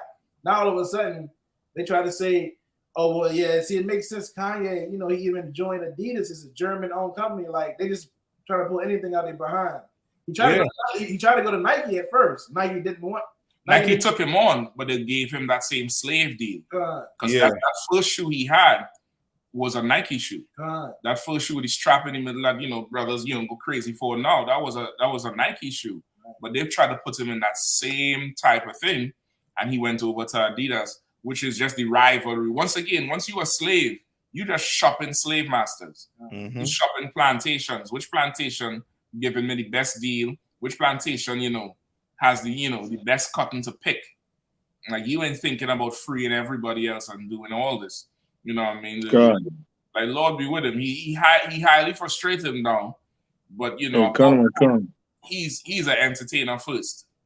He's a rapper, producer, designer, whatever else, but he's not a priest of the Lord. He ain't no prophet. You know what I mean? He ain't no prophet. His integrity is going to be tested, and he's going to fold like everybody else. That's right. He's going to fold. He's going to come back and make our apology a nice, smooth talk. Some of our people are going to be heartbroken. God. You know, I ain't gonna be angry with him. Shit, he out there. I expect him to do that. I expect him to do that. He gonna follow after Nick Cannon. He gonna follow after John Jackson. They make everybody apologize. They make him quit. You know what I mean? Salagi, sir. You are. Go ahead. Yeah, Salagi, sir. Yeah, I mean, I would just piggyback what you were saying. You know, what I'm saying it's going to happen. You know, but you know what I'm saying. For the brother, I pray the brother just really wise up and come in here, come in these doors. You know, and just really learn the truth, man. You know what I'm saying? Because right now they coming at him. They coming at him. They gonna come at him hard. They're gonna come at him hard and just, you know what I'm saying.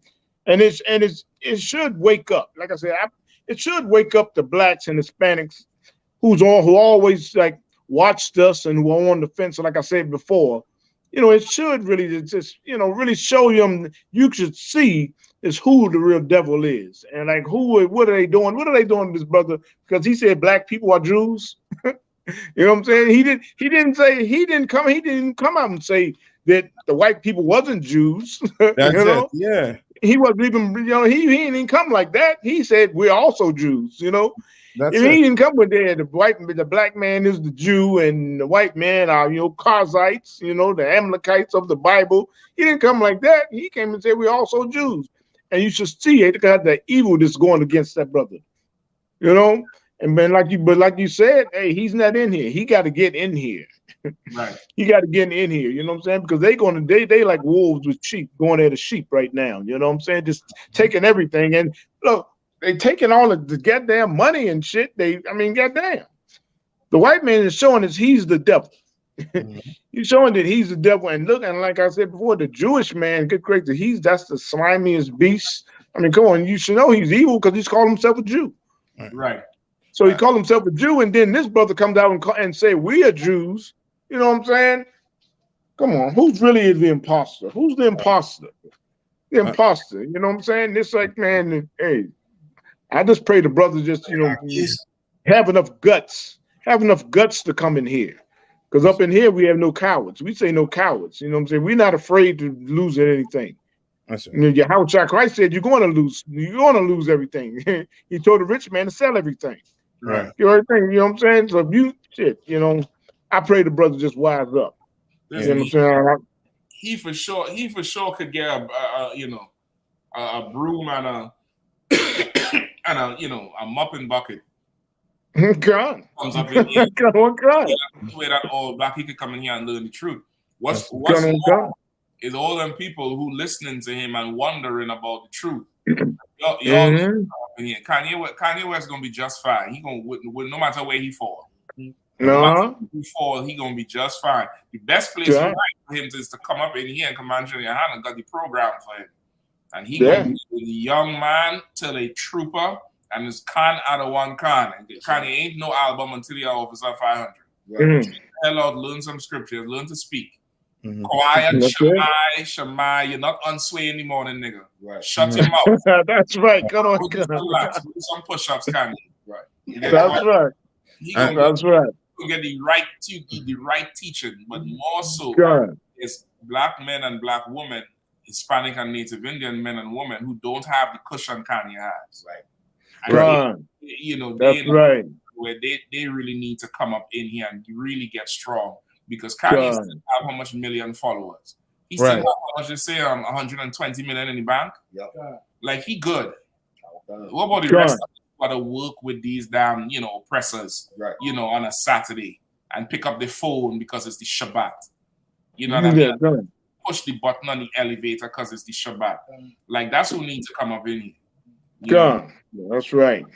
And also, too, that's proof that we're still in slavery. You understand? That's proof that we're still in slavery. As Christ told his disciples, you know what I mean? Look at that dollar. Take that money out your pocket. Kanye West, take that money out your bank account and see the faces on it. And Christ said, render unto Caesar what is Caesar, but unto the Most High render unto him. You understand? And Kanye West better do it. You know what I mean? And not cave in. Right. Understand? Want money, get them back all the money, but keep your integrity. That's it. Keep your integrity, because that's the only thing as a black man you can have until Christ return is your integrity. Take all the money, take your house, everything, but your integrity, the Lord requires it. That belongs to the Most High. And to watch the truth, I.S.U.P.K on Commander Johanna for giving us strength, because you know what I'm saying, we can see actually this is an opportunity to see how powerful we are. Like, none of these companies need niggas to promote and advertise to become rich. Like Adidas or Nike, Jordan got his own shoe, but Nike would not. They would not be billionaires without us. Just like Kanye, as Captain Shock saying, he leaves Adidas and the stock drops down. All these companies, Fashion Nova, they got to get all these people to advertise it. Black people to advertise this stuff, man. It been like that since the beginning. Niggas have been the hottest commodity. Niggas have been the hottest commodity since forever. Like, we've been picking cotton, right? We've been building America, we've been beating its blood, and now today, NFL, once we realize the chosen people, how special we are, and how much these companies need us. Like, if black people could say, okay, well, we're not, because a lot of black people online also saying too, because Adidas, they still using Kanye West's a little bit of his design, right, in his shoe. Some black people online are saying, Adidas, you think because you got Kanye's a little bit of his designs that we're gonna still wear your shoes? No, we only wearing your shoes because it was Kanye West that was with your company. But okay, now this is the other thing. They murder Michael Brown damn near on tape. They murder Eric Garner damn near on tape. And you know, we as a people, our response wasn't, you know, strong. You know, where we at now? We in October. Yep. Black Friday, Adidas gonna have a blowout sale and make go up money. Black Friday and Cyber Monday. No, there ain't nobody gonna care about it, brother. Nobody is not gonna care about it. They're gonna go right back to selling and shopping and buying and just saying, well, you know, it's a shoe, whatever, which really it is a shoe. But, you know, if it is, we're going to, you know, really stand on something, we got to stand all the way. Like how the Jewish man stands on something. When he stands, he's standing all the way on it. You know what I mean? All the way in it. Yeah, but also to check this. Like, I mean, like, well, I think GEN.YAHANNA, I'm bringing this also to, I think, recently. Like, you're going to stop buying Adidas and you'll go to Nike. It's the same thing. Same. Yeah, I mean, you'll stop buying Nike, you go to Reebok. Yeah, you stop buying Reebok, you go to Puma. The same thing. Yeah, you can't get away. You can't get away from where you can get away from is stop sinning and keep your integrity. That's right. That's it. That's it. Get away from nothing else. You know what I mean? That's it. You can't get away from that. He owned everything, and Kanye West said it. He owns everything. You understand? If he don't own it, the Queen of England own it, or the King of England now, he own it. That's right. If the King of England don't own it, then your oppressors in America own it. Yeah. If the oppressors own it, then you have Spain, you have Italy, you have Russia. They own everything. They ain't own your integrity. They don't own your obedience to the Lord. That's it. That your obedience to the Lord, they should never ever own that. And like, matter of fact, as they rightfully say, the scriptures say, you will serve him in want of all things. Yes. You know, a boycott is nowhere in that verse. You know, this will overtake thee. You know what I mean? Let me see. Dark D4RK. I know you're dyslexic or you can't spell dark. Right? That's right. Why you guys have the Star of David everywhere? Because we Jews by blood. That's right. That's why. That's right. 4RK with your little dyslexic behind. Go to that's right. That's right. That type of shit. D4RK. Right. You're trying to be fly and spell dark, but you ain't fly. Right? Why you have the Star of David everywhere? Because we're the Jews by blood. We're Jew no ish. Right. That's right. That's right. Jews by blood. This is David's shield. Right. This is his signet, his signature, his seal of the living power. That's why we wear it everywhere. Everywhere. That's right. E4RK. That's right. Anyway, let me just play this video here with this lyrics here. Because Kanye, I mean, he made a good point here. You know what I mean? And it's something to listen to. Our music is us talking about killing each other and Jewish people getting paid off of it. So for all the Jewish media, y'all want to sit down and have a conversation with me? Then let's have a conversation. Like Jewish people have owned the Black voice, whether it's through us wearing a Ralph Lauren shirt, or it's all of us being signed to a record label, or having a Jewish manager, or being signed to a Jewish basketball Pause that for 1 minute. doing a movie. This is just my opinion. I think he tried to go the route of Michael Jordan in trying to have his own brand, and it was not going for it. Gap wasn't going for it. Adidas wasn't going for it. None of them wasn't going for it. He had to stay in contract with all of them. It's on file. It's on file with him doing it. Remember, Kanye is one of those people who push his way in. Remember, Jay-Z didn't want to let him be a rapper. He was a producer. Right. And they would call him a producer rapper, and he would have to be telling them, listen, I could rap. Damon Dash did not want him rapping. He's like, he's not a rapper. They let him rap. He rise to the top, He think he's a rock star. Now he moved to the clothing thing. You remember that famous interview with him and Sway where he said, how, Sway? You don't have the answers. That's when he was crying about them not letting him in their circles. And Sway kind of tell him, well, why don't you start your own thing? And he's like, Sway, how? You don't have the answers. They need to let me in. He really, as you were saying, wanted them to take him on like he's, the best nigga in the world. And to make him Balenciaga and make him, Montclair and whoever else. That's really what he wanted, and it was not letting him in there. Yeah, that's right. Like that African who died, Virgil Abloh, or Abloh, or whatever his name is. He's some famous Hamite that been designing for these fools. This nigga designed a car for Mercedes-Benz, a Maybach, a big Jeep Maybach with solar panels on the damn bonnet. Huge. When he died, Nike released shoes, the Virgil shoe, and Balenciaga released shoes, and Kanye wanted to be him. That's who you'd always talk about, Virgil. I want to talk to Virgil and Virgil this and Virgil that and Virgil some Hamite. Kanye wanted to be in there, and he could not be in there. And now he going through the heartache of it. And, that's what happened. You lean on these people, and it's like a broken reed that goes through your hand. It hurts you now. It hurting you. But in his pain, there is truth. In his pain, there is truth. You know what I mean? Let's see if we got a little bit more. A Jewish platform like Disney. What did he say? Slavery was a choice? The words that are coming out of his mouth are a choice. I don't, you got to deal with the consequences of those words at this point. You got to deal with the consequences of being an anti-Black, anti-Semitic Nazi. You know why there's not a lot of Jewish rappers? Because there's Jewish owners. Where's the one when he's talking about the lyrics? The music industry, everything. This is right? Information put in our music, the toxicity put in our music. It's us talking about killing each other and Jewish people getting paid off of it.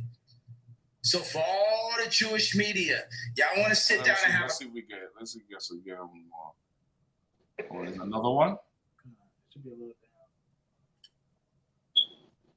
I think that might be it.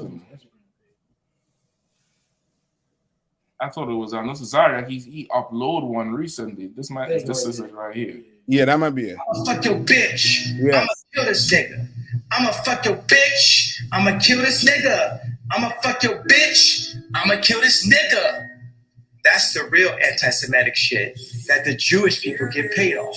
Most dangerous thing that's facing our society. So why sign an artist that would promote that? Because I already answered that question. You weren't paying attention. You see all these people as arrogant and bastards, condescending, everything. Like why? How you see? And Charlemagne is so in their pockets. Charlemagne is so in their pocket Like you want to antagonize Birdman and Beanie Siegel. What's the other bald head one from Onyx? Oh yeah, Fredo Star. You want to antagonize them, but you ain't antagonize this fool here. Right. Mm-hmm. You ain't antagonize him. You ain't tell him. Listen, watch your mouth when you're talking to me up here, man. Yeah. Where all the gay shit you pull out when you was pulling out the silicone ass cheeks, Right, and giving it to everybody to come up there. Right. Why you ain't give it to this damn white man? Right. The white man check you. White man come up there and check you them simple as because you're in their pocket. Mm-hmm. You see, and you caught him with a good question when he backtracked, and then he realized I ain't explaining myself to this monkey. Yeah.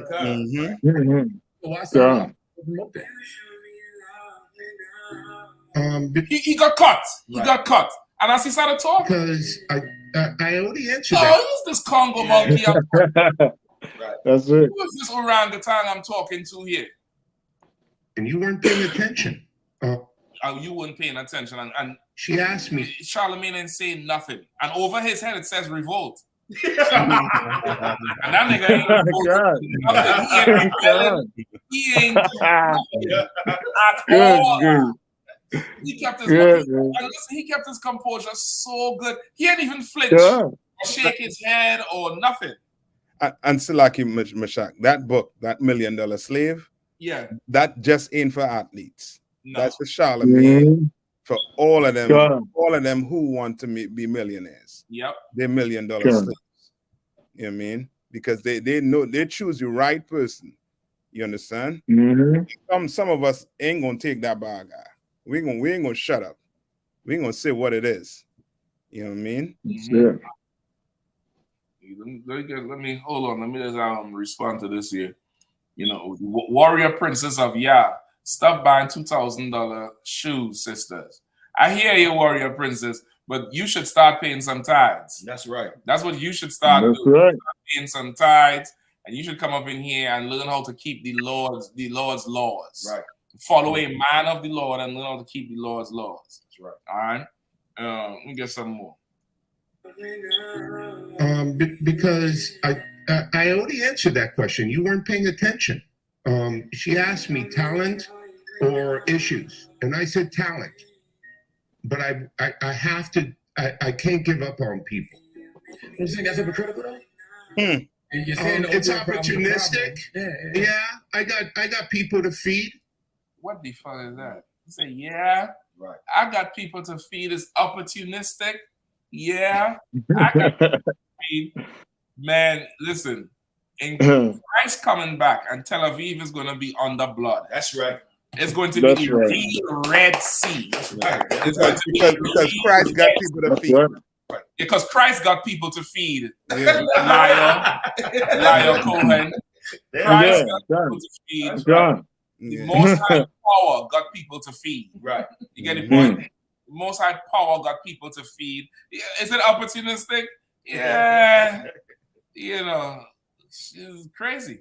And Slaki to you see, he said something that we hear from black people who, you know what I mean, in the whole drug dealing or whatever business, illegal business. Mm-hmm. You know what I mean? They could be in the strip club, you know what I mean, whatever. That's the platform or the go-to point for doing what they're doing. I have people to feed. And which is again, as Abadia was saying the same thing, bro, from I think Canada, saying the same thing, which is again, now we had to examine these hip-hop lyrics. Is they coming from the pen of King Von, or some small hat like Liar Cohen writing it and telling him, no, sing it this way, put it this way. Hold on. That's right. There's a video. Because I see you find it. There's a video of 50 Cent trying to write some song. And Jimmy Iovine, is Jimmy Iovine or Scott Storch? One of them is in the room and telling him, no, say it like this. Say back this lyric just like this. It's on tape. It's a video where they're in a hotel room or something. He's trying to write a certain lyrics. And the devil is telling him, no, say it like this. Say it this way. Candy shop. Oh, is it an actual, is it audio or is it? No. This I'm talking about the apartment, it's video of them talking. Okay, God. You know what I mean? No, I'm too wild to see it now. You know what I mean? Let's see if we get a little more. Yeah, we had to really examine this thing, because he said I got kids to feed. Biggie Small say, you know, they called the police on me when I was trying to just feed my daughter. Where getting that shit from? Mm-hmm. You know what I mean? Where is he getting that from? Mm-hmm. I got a business to run. You're gonna make Dame Dash take this clip and call you a culture vulture. Mm. Now let me know Apple. No, I don't know if you all saw the rest of that video. He turned around and said, "Who the hell is Dame Dash?" Wow. God. And like he's like he stopped like this, like, you know, because Charlemagne cutting him, but then he remember he around monkeys. You know what I mean? And I'm not calling Charlemagne a monkey. I'm saying this is how he thinks. Right. And then he says, "Who's Dame Dash? Who's that?" That's like Lamech. He realized who he is. Yep. You know what I mean? And he ain't had to worry about nothing. Nothing. You know what I mean? Because the way you say it is almost like, I don't have to do this interviewing him. I just sitting on here just to entertain you. Yeah. Yeah, I mean, what you want me to say? Because it's almost they getting to the point where they don't want to hold back, and that's what Donald Trump did with so-called we oppressors here in America. Like, he gave them a platform where they could actually express themselves, because bottling stuff up inside of you, you know what I mean? Your oppressor might take it out on his family member because he hates you. Donald Trump make sure that he was able to bring that stuff out so it hit the right people. You know what I mean? And these so-called other nations, they getting pissed off because they have to, you know what I mean, hide or bottle up whatever feelings they have for you. You know what I mean, they have to talk a certain way for you. They want to just be, you know what I mean, who they were 300 years ago. Salaki, sir. And it's like his arrogance is just so pathetic. His arrogance is like, I mean, why are you bothering me, Negro? I mean, I don't have to answer nothing. You know, I don't have to. Why are you messing with me? Leave me alone.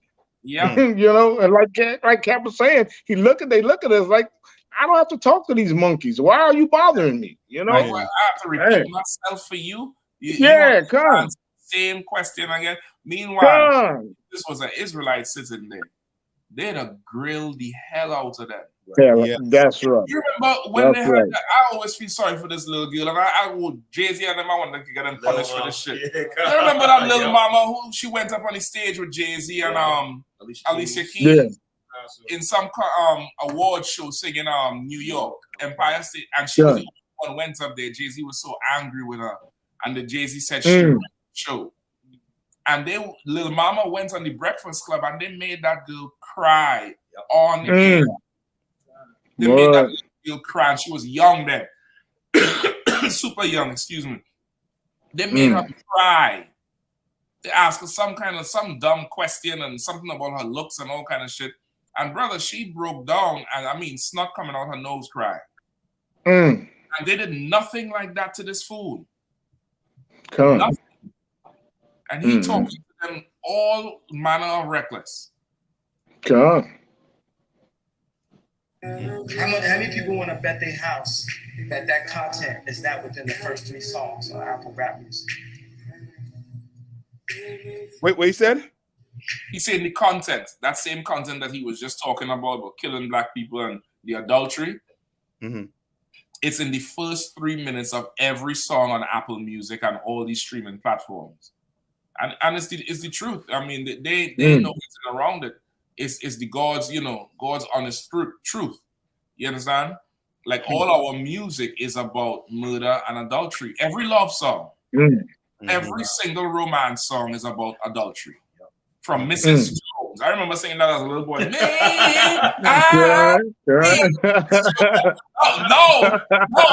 I'm like, damn.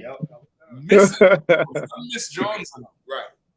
You know, I mean? Every single song that people, have as, the romance music is about adultery. Right. And who is making the music? Who is pushing that music? Who's the ones, you know, to get paying for it to be out there? You know, the brother, he's lost as lost could be. He in the world. He should have never married that damn dog. Right. But in his pain, there's truth. That's one thing about pain, brother. Right. When you yell out, it's honesty yelling out. You can't fake a pain cry. Right. Mm-hmm. Yell out, that's honesty coming out there, and he's absolutely honest about what's going on. Yep. Okay. That's right. Like if I may, sir. Please, sir. Two things, sir. I'm watching how this Jewish man is talking to Charlemagne, and the last time I remember somebody spoke like that was when he had Joe Biden on there, and he questioned Joe Biden. It's like, why should black people vote for you? And it's the same arrogance we see Joe Biden. It's like, well, I'll tell you what, you ain't black if you don't vote for me. It's like, there is no respect from these oppressors, and especially the Jewish man when it comes to that. But like you said, Charlemagne, he didn't grill Joe Biden and Leor Cohen the way he does his own people, because he is a plant for these people. Exactly. That's right. And the way that he talked to him too is like saying, "Boy, you ain't listening to me, boy." Yeah, come. He said you wasn't paying attention. Right. He said you wasn't paying attention, and his voice kind of inflect like, I'm telling you to pay attention. Like he talking down to them. Right. Yeah, like them as children. Come. Yeah, I don't repeat myself now. Right. Yeah, repeat yourself. So yeah, what you were saying. Right. And also too, sir, a lot of them songs, them hit love songs that you're talking about, the 50s, the 60s, and the 70s. If you go back and do your research, the Jewish man was writing a lot of those songs. A lot of that Always and Forever, a lot of heat wave songs. A Jewish man wrote Strange Fruit. A lot of people don't know that. The song that Billie Holiday sung, that was it was a touching song when she sung it, but we didn't know that it was a Jewish man, a white Jewish man that wrote that damn song. Once again, capitalizing off of black people. And Kamiyah said something, and it was heavy. He said that's the Jewish man's greatest investment. It's niggas. Yep. That's their greatest investment. That's the only way they have what they have, all the way down to our identity. Yeah. You understand? It's off of niggas. They have what they have off our backs. It's a lot. That's right. Yep. Listen, that's so true. And even some of them songs where they give the Jewish man that credit, I think it's just more so credit he doesn't get. Yeah, Yeah, I mean, because even there's another song that I forget the name of the damn Jewish group. It's one of them older Jewish groups. They have a badass song, and it's oh boy, I forget the name of the damn song. But I watched them perform the song live, and they have the Shield of David and the lights in the background. It's a big group. But not Bon Jovi. It might be them.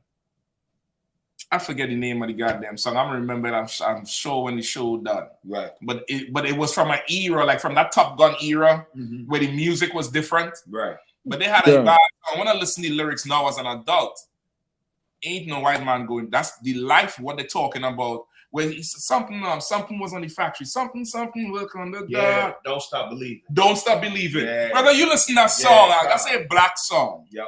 That is an absolute black song about the pressures of life and the job and things going wrong, and the two people saying don't stop believing. Right. Don't stop believing. We're gonna stick through it. We're gonna go through it. You listen to that song over and over. That's a black song, man. White people in the damn courtroom killing each other over divorce. Right.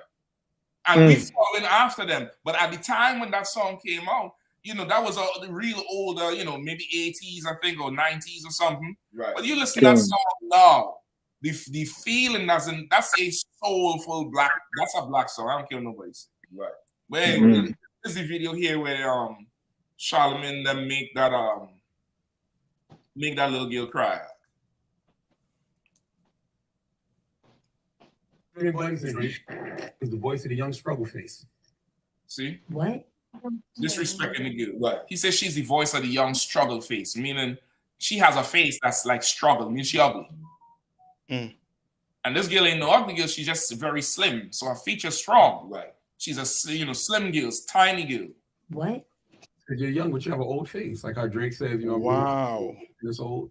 Where was all that? Where was all that white man? Right. Where was all I that? know. And listen, bro, I think that's why Beanie Siegel came up there and checked the shit out of him.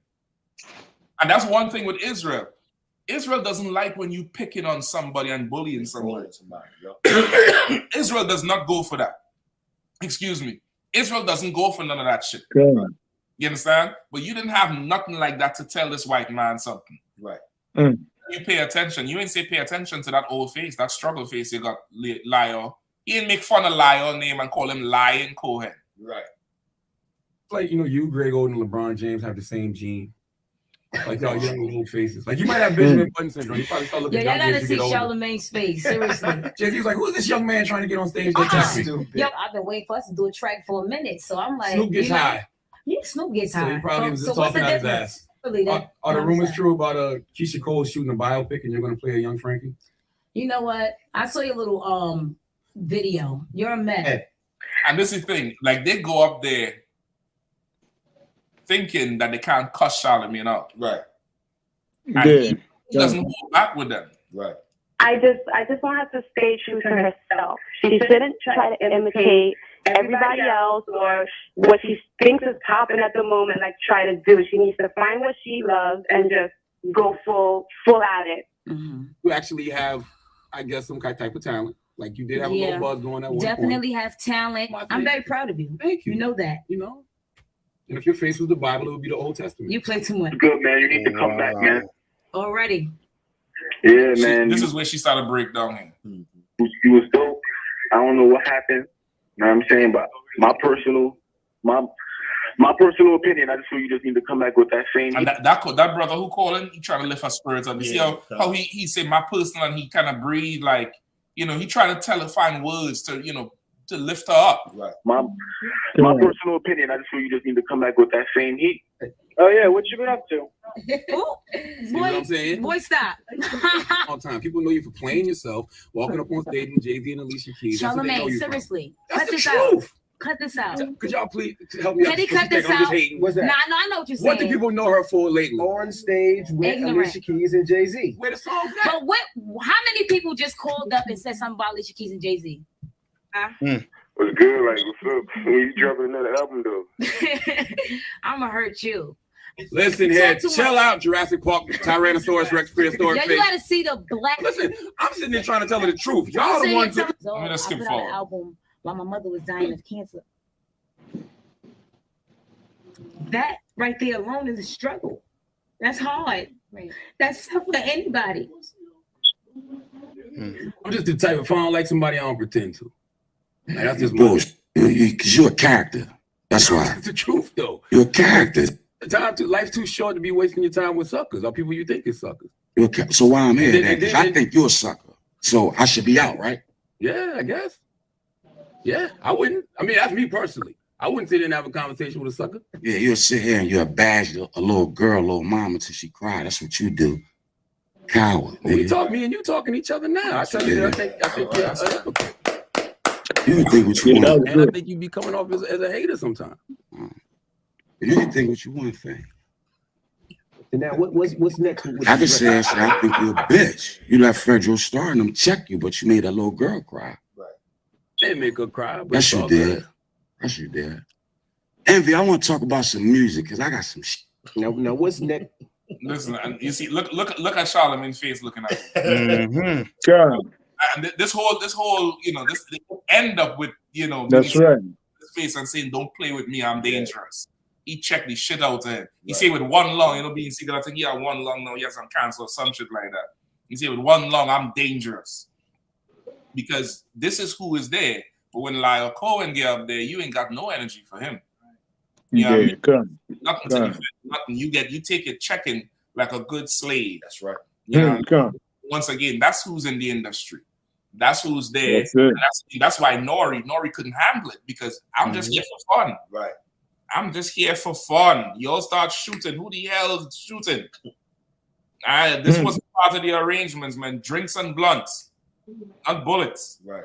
You know what I mean? It's rough. It's rough, but you know, once again, it's time to separate from this oppressor, man. Just separate from him. Come back to your real identity, man. You the 12 tribes of Israel. You the special people on the earth. That's right. You not African American. You're not West Indian. You're not Puerto Rican. You're not Latino. You're not Native Indian. You're not Cherokee and Chickasaw and all of that. You Reuben and Gad, man. You the 12 tribes of Israel. Time for you to come back and claim what's really yours. Like all these things, as you say, the Lord blowing the top off of it, get your attention. Trying to get your attention, man. You kidnapped in some underground bunker. He lighting a fire by that little window in the basement so you could see the fire to know somebody coming for you. Right. You know what I mean? He trying to get your attention. So that's, as a people, we're going to have to start to wake up. It's going to take some more. But Kanye ain't the last. That's right. You know That's right. Kanye ain't the last of it. More of these celebrities going to come out and say stuff. It's going to become fashionable to say. That's right. If I may, sir. Please, sir. It's a lot concern what you said. That you're a prophet, sir, because as I'm on Twitter, it's a cat. He's a famous Muslim, Rizza Islam. He just came out on Twitter and said that the people are that the backlash that Kyrie Irving is facing for saying the Jews are black is wrong because the Jews are black. Right. So I'm on watching and I'm like, well, nigga, ain't you? Aren't you a Muslim? You understand? He's saying, and the same post, he's saying how the Jewish man paid for the ships that sent us over here. Right. You understand? But at the same time, you serve the religion now of the Arabs who built the ships. That's it. There's no way to speak against this empire while you're tied to it. Right. You know what I mean? There's no way the general family inside you. Shalom, so you have to shop at right. You know what I mean? Glory said about 10 times you drink trap. General, he on the beach smoking 3 blunts, 2 in his hand, and 1 is in his mouth. He can't handle it. Yeah. Glory was there for the drinks. Yeah. The Players Club said, look, y'all, I'm just here to dance, nothing else. That's Nori. Nori in the room. He just there for the fun. Yeah. He ain't come for nothing else. He don't know. It's too much politics. It's too thick. He ain't there for that. Right. He's not there for that. Yeah, you gotta go see that famous that Players Club clip. She put a shit together. That's right. I'm just kidding. That's it. That's Nori. Man. Like they set Nori up. What somebody should I do is ask Nori, name one of your Jewish friends. He probably started called out because I'm sure these people being yes men. Yep. They're sitting at the table to, with them to be the yes men. You know what I mean? Right. Yeah. We just say ain't a gangster board. No, listen, not when it comes to the small hat. No. When it comes to the small hat, please. Everybody's like, I want no smoke with the small hat. That's right. So yeah, man. I know we take the whole damn 2 hours with Kanye. Man, he relevant. He relevant right now because he fits into. He either fits into to go down or he fits into break soon. Because it's the claim that he. I wouldn't be surprised if he ended up there. Yeah. Because they claim he's no longer a billionaire. I don't know how true that is, but you know what I mean? It is true. Like you remember that billionaire status, it doesn't necessarily mean you have $1 billion in your account. It's a valuation. So let's say you get a contract, for $1 billion for 10 years. You don't have that money yet, but you can build your billionaire based on your contract that you could leverage to get property and shit like that. So that's how they say he ain't a billionaire no more. He still have hundreds of millions of dollars. But the rate he going at, I wouldn't be surprised they pull a old KGB, claim bill like on his fifth molar back here. He bite down green smoke come out his ear and he just fall over. You remember the original Batman with Jack Nicholson? How he leave everybody in the restaurant just smiling. I wouldn't be surprised. Kanye just end up just somewhere just smiling, brother, because so many people follow. They create the monster. I know they mad turn on them. They mad the killer whale turn on them. They mad the lions turn on them. Now the artists turn on them. The artists turn on them. Now, you know, they had to take this L. But, you know, Kanye better watch himself, man. Yeah. Hey, Where's Jay-Z? Where's Jay-Z? Where's what's his name? Yeah. Where's Diddy? None of them coming out and saying nothing. Nothing. None of your preachers coming out and saying nothing. They ain't touching that. That's right. They ain't touching that. That's right. Listen, man, they That's ain't touching right. They ain't going on the beach and smoking with Nori. That beef. God. Right. You know what I mean? God. And how they say God is valued at the billionaire. It's like they're God. switching cases with him and Kanye now. Because they're gonna God. give him all the contracts, they're gonna do whatever. You know, That's it. Like a Jewish man, you know, your time coming to an end. You right. done stole That's our it. identity. Yeah, right. You went and shop galore. You went, you know, you run up the credit card.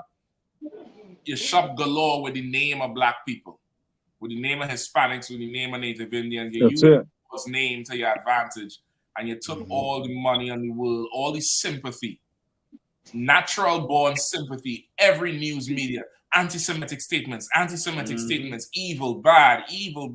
What did he say? Right. That nobody ain't talking about that. Right. Nobody ain't That's it. saying nothing about that.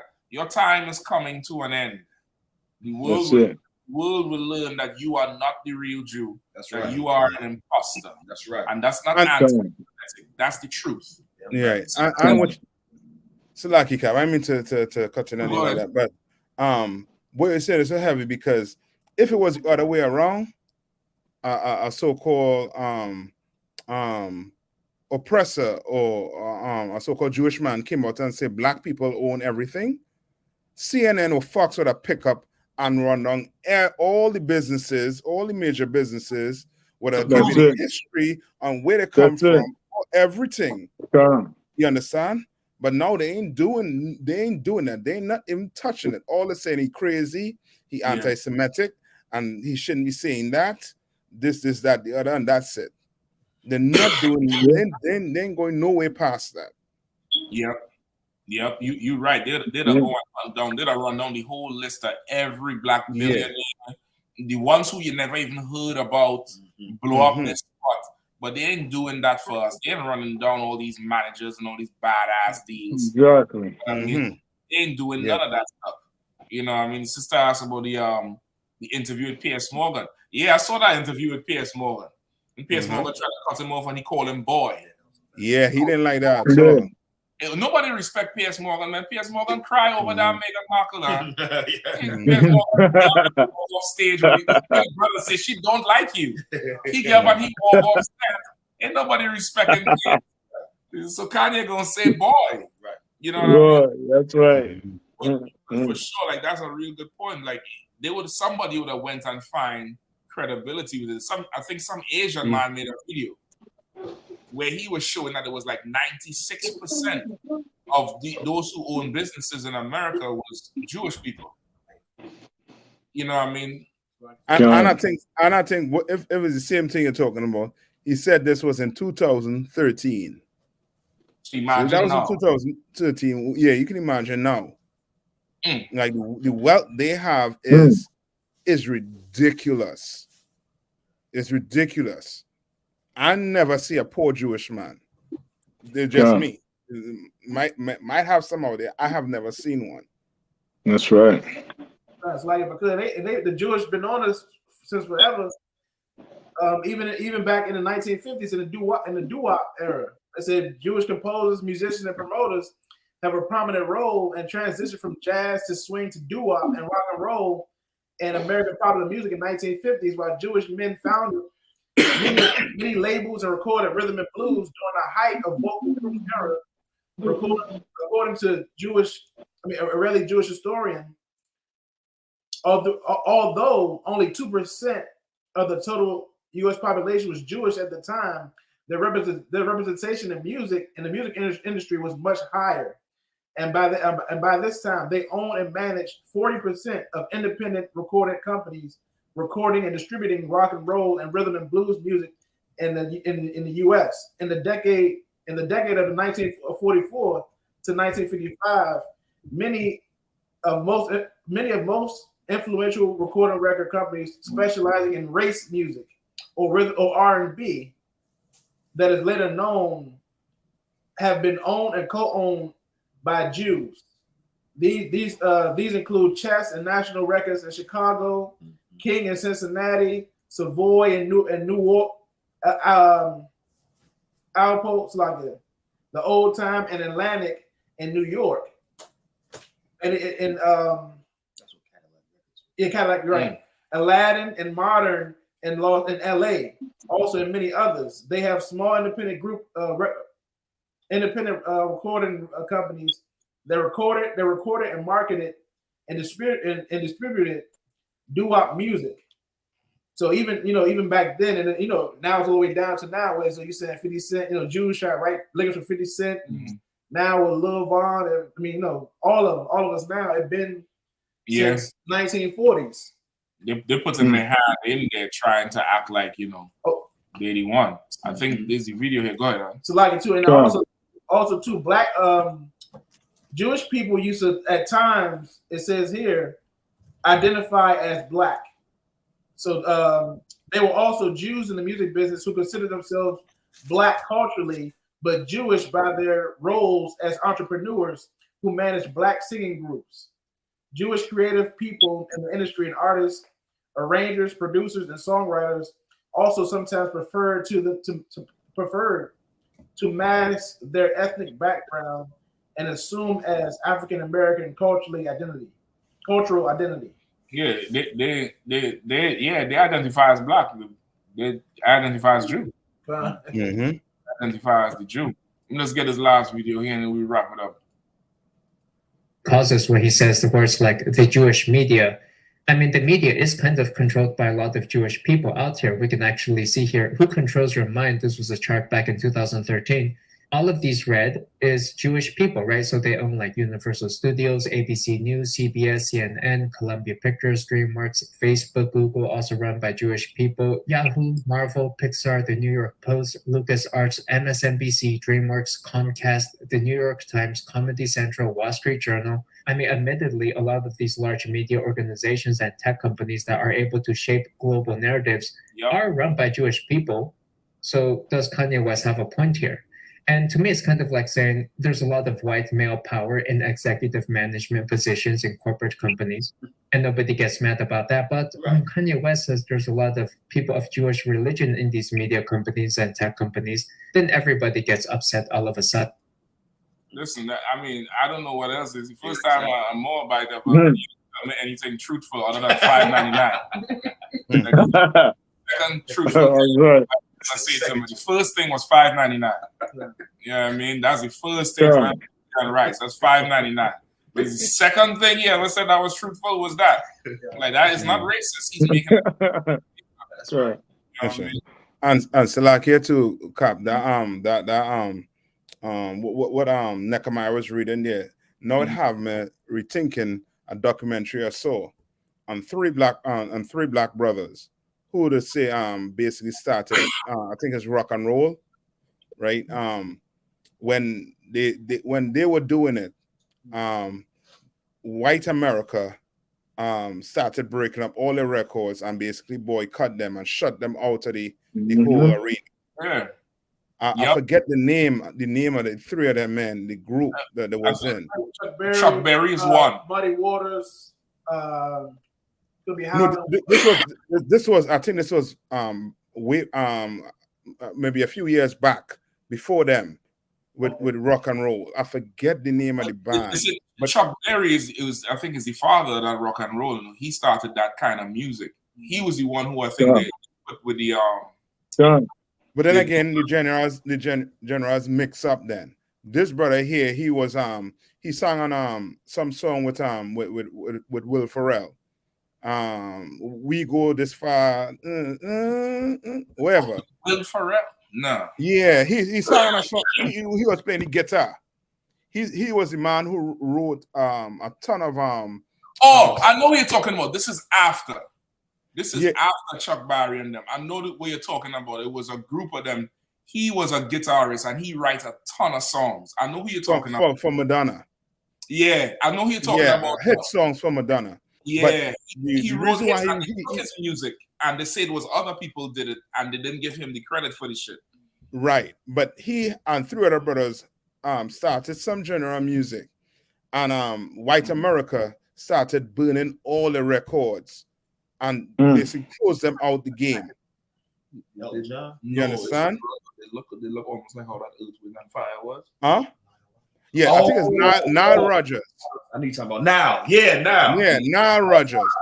Yeah, Look, if you could, there's a documentary on him and two other brothers and what they did for the music, and they basically got him out of that that genre music, and then white people came in and took it, and then they left him to basically like write music for other groups. I forget the documentary, but what I know the one you're talking about. Brought back memories of, because they're controlling the whole. Yeah, this brother right here, the story, the whole story behind him is, from what Nehemiah reading. Now I'm gonna look back at the documentary and see if the Jewish man had a hand to play in that. You know what I mean? Like to you know what I mean, to put us in a certain genre where we sing rap, what I call it again, R&B, and left the rock for, you know what I mean, for so-called your oppressor. Right. You understand? But I don't think Chuck Berry I thing was saw with him. I saw that one you talking about. I saw that one, and they started to run down all the songs this brother wrote, and it was ridiculous. Yes. It was absolutely ridiculous. What's the name of it? It's like two Captain. I thought. What's his name? Dave Grohl, sir. Grohl. Okay, yeah, go ahead. That the brothers talking about is Jimmy Jam and Terry Lewis, who worked with Nile Rodgers. They used to all work for Prince and his band, and they like that whole music scene. Like them cats were so ridiculously talented. Like like these, between the three of them, they were responsible for so many of the hits in the 80s. It's like it's unbelievable. You understand? And it's like their music was able to be, it wasn't pushed the way it should have been pushed, because the Jewish man didn't like how Prince and that whole crew was pushing for owning their publishing and owning their masters. So, like they really, like almost in a sense, like press. How they doing Kanye now? Like they not letting them go to certain places and telling Jewish companies and stuff like that, well, don't try to pick their stuff up. When you listen to a lot of their music, and it's like they should have been much bigger than what they were. And they wrote a lot of stuff, and they already were big, but they still I'm telling you, right. I think it's on the series on Song Hero or some stuff like that. Yeah, I'm gonna go look. I know the one you talk. I noticed. I think I saw that documentary, and part of it is he kind of out in a like almost like a backyard, and they have him, you know, with the guitar, and he talking, and he running down some of the chords of some of the music he did. Yeah. Then they started to talk about all the hits he have, but they kind of freeze him out, and he couldn't get the credit for it. And he talking, and he ain't even bitter about it. Right. Right? Almost like he's like, well, they could take it. I could go make more music. You know what I mean? There's an interview with Pharrell. And what's the devil's name? David Grohl. David Grohl. David Cruel. And this devil, he was with who? Nirvana or one of them? I think it was the Eagles or something like that. One of them famous rock bands. And he admitted to just stealing a whole song from a black guy. He said, yeah. He said, Pharrell said, man, I like that sample, man. It sounds like so and so. Right. He's like, yeah, it got to sound like him. We stole it. Right. Yeah, we stole it. Yeah, man, we stole that shit. He said, you know how much music we stole from them? Yeah. Wow. And he could say that shit now. Nirvana. Dang. Nirvana. Everybody know about that Nirvana. Listen to this here. Okay, like I wanted to be a drumline player, but I can't read music. Wow. I still can't now. All I wanted to do was be in a line of drummers all playing drums. I was decent. I wasn't like your level. Like to stop saying I'm a good drummer because I'm the most basic fucking drummer. If you listen to Nevermind, the Nirvana record, I pulled so much stuff from the Gap Band and Cameo and Tony Thompson. on every one of those songs. All that. Now listen, this song that they're playing here is a famous goddamn song. Yes. Kids love that shit. They turn and they scream, and they start screaming. He'd steal that shit out from niggas. Damn. Wow. That's old disco. That's all it is. I not hear that. Nobody makes a connection. That's straight up Gap Band. I told Tony Thompson I came to my house for barbecue with somebody. And I was like, man, I just want to thank you because, you know, I owe so much. I've been ripping you off. I wanted to be a drum. The brother comes to the house to celebrate Nirvana for a barbecue. He pulled the brother aside and said, thank you for letting me steal from you. I've been stealing from you my whole goddamn life. Right. And you want to tell me something wrong with Kanye? Right. You small hats have something to pay for, man. That's right. God damn. That's right. Nobody can talk about you? Right. I now understand the small hat. You got that small hats, man. I know. I hear you. Oh, Why good. are you calling them small hats? Listen, I don't find something to call them because they're talking about this anti-Semitic shit. Yeah. They're small hats. That's right. That's right. Shit. That's small. It's this big. A tiny hat. Thimble hats. They have small like a thimble. God. Like this. God. And Pharrell's so trying to placate to him. No, I wasn't a good. I was not your level. Pharrell is one of the geniuses of modern time. Right. What the hell are you dumbing down yourself for this devil for? Right. This devil say, I stole everything from him. Right. Man, listen, when Christ come back, boy. That's equivalent to to Bob Marley with them black brothers in Jamaica. Yep. You know what I mean? Dumbing it down and saying he was the greatest, this, that. No, he was not. No, he wasn't. You know what I mean? No, he was not. He stole a lot from them black brothers. He was a hippie. Right. He was a hippie. All that old dancing that you see them Rasta men doing is that's that white hippie fucking what's the big festival? Woodfest. Not Woodfest. Woodstock. Yeah. That's that old Woodstock dancing and the dreads flowing and shit. That shit is not our culture, man. That shit is not our culture. It's the same goddamn thing. That's a real and I can't leave without saying it. It's the same thing them Africans doing now, talking about goddamn Afro beats. Right. Yeah. Talking about Shayo. It's still jungle music. We gonna chop breakfast. What the hell is chop breakfast, nigga? Everybody go chop breakfast. Oh boy. Fuck out of here. That's right. That's right. That's all I'm saying. That's right. Listen, man, 11:22. We're gonna roll out of here. You're gonna save some of this damn energy for these small hats for the rest of the year. Y'all hats about to wait to that damn that's right. extension. Y'all go get a Yamaka extension. I'm done with you. You know what I mean? So once again, thank to Walla for everybody joining in. You know what I mean? Holding it down another night, Saturday night, rocking it out. All right.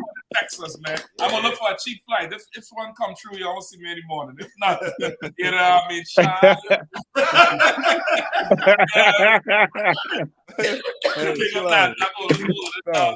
know what I mean? Too waterfall. Yeah, but you make that a thumb. Tell us about them good stories. Go, you got Hey, yeah, how about you make a thumb? Hey, man, this, hey, I see, it took me back to old times when I seen y'all, man. Just, you know. Still here, still here, you know. Oh, yeah, man. You know what I'm saying? Check us out, man. Check us out, You got remove them shades and let me see some chairs holding on the When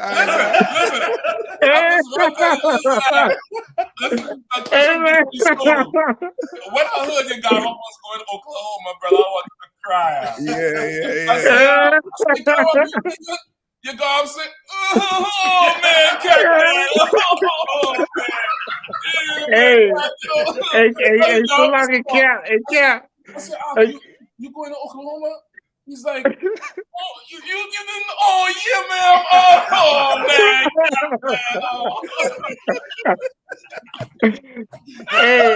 Yeah. I always tell guys.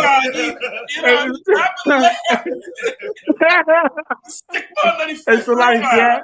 I wanted to. Yeah, I tell brothers. It's like that. I tell brothers, I say the hardest thing I had to do in the truth is coming to tell you I was going to Oklahoma, man. You know, but I think that shit hit me right here. I was like, what? He's like, oh man, yo, Gap man, yo, come on, Gap man, come on, man. I think you go. Man, but it was good. I'm glad to see what y'all doing down there in Oklahoma, man. I'm a main man at I.S.U.P.K. That's my nigga right there, man. I'm glad went down there, you and him broke up, and Oklahoma coming on board right now. You know what I mean? Good. Come. That damn devil. Yeah. That devil thought he was smart. He didn't know your God was, you know, hit some of the old switcheroo. Right. How could we be a hate group, man? Right. That's like, that's he ain't nothing but that 14th Street swag. Yeah, good. Some DC swag. Yeah. You know what I mean? And you go up anytime you're ready to come on through on Saturday night, just hit me up, send me a text if you're free. Okay, come. Hey, come. Most High Christ. I will, Cap. Most guys, you know what I mean? You remember this Monday commentary how they're gonna be live with the heavy hitters Monday night 9 p.m. Check him out. You know what I mean? Wednesday, of course, you're gonna have some special for your lineup 9 p.m. all the time.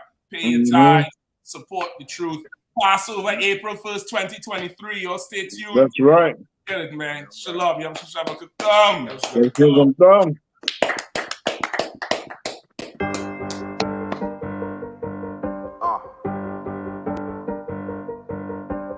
Yeah, on 44 shit, you know what I mean?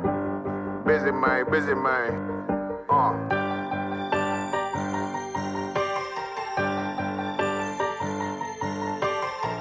Look, when that shit drop, you step all the way on their neck, step on their neck and they head with that shit. Fine then, I ain't show no mercy, we gon' show them boy what time it is. I pop out like I'm Samuel, I got time to kill. Haters thought I died, I survived. They don't know how I did it, got it out the mud, straight to glory. They don't know how I feel, he nice but he don't show them skills, how I show them skills. He ride but he don't work the wheel, how I work the wheel. They mad, I'm too solid, circle tight, yeah, vacuum seal. No, they want my life, I ain't worried, I got rank for real. I got real soldiers, kill for me, nigga, watch yourself. They said you been in beast mode lately, you is not yourself. When you dropping that fire, precious marriage, they inquiring. They can't stop what's coming, but I see them conspiring. Cross the line, them firing. This bitch here, finna break the spin. No kindness, I don't trust you, circle small. You can keep your features. Me and my niggas don't keep no secrets. In the field like Jeepers Creepers, say they want some smoke, dawg. So I brought these chimney sweepers. Coming like we coming, you can't even cap. These niggas don't run it like we running, bitch, don't even start. Bitch, I'm with my niggas till the end, till them do us part. So if you wanna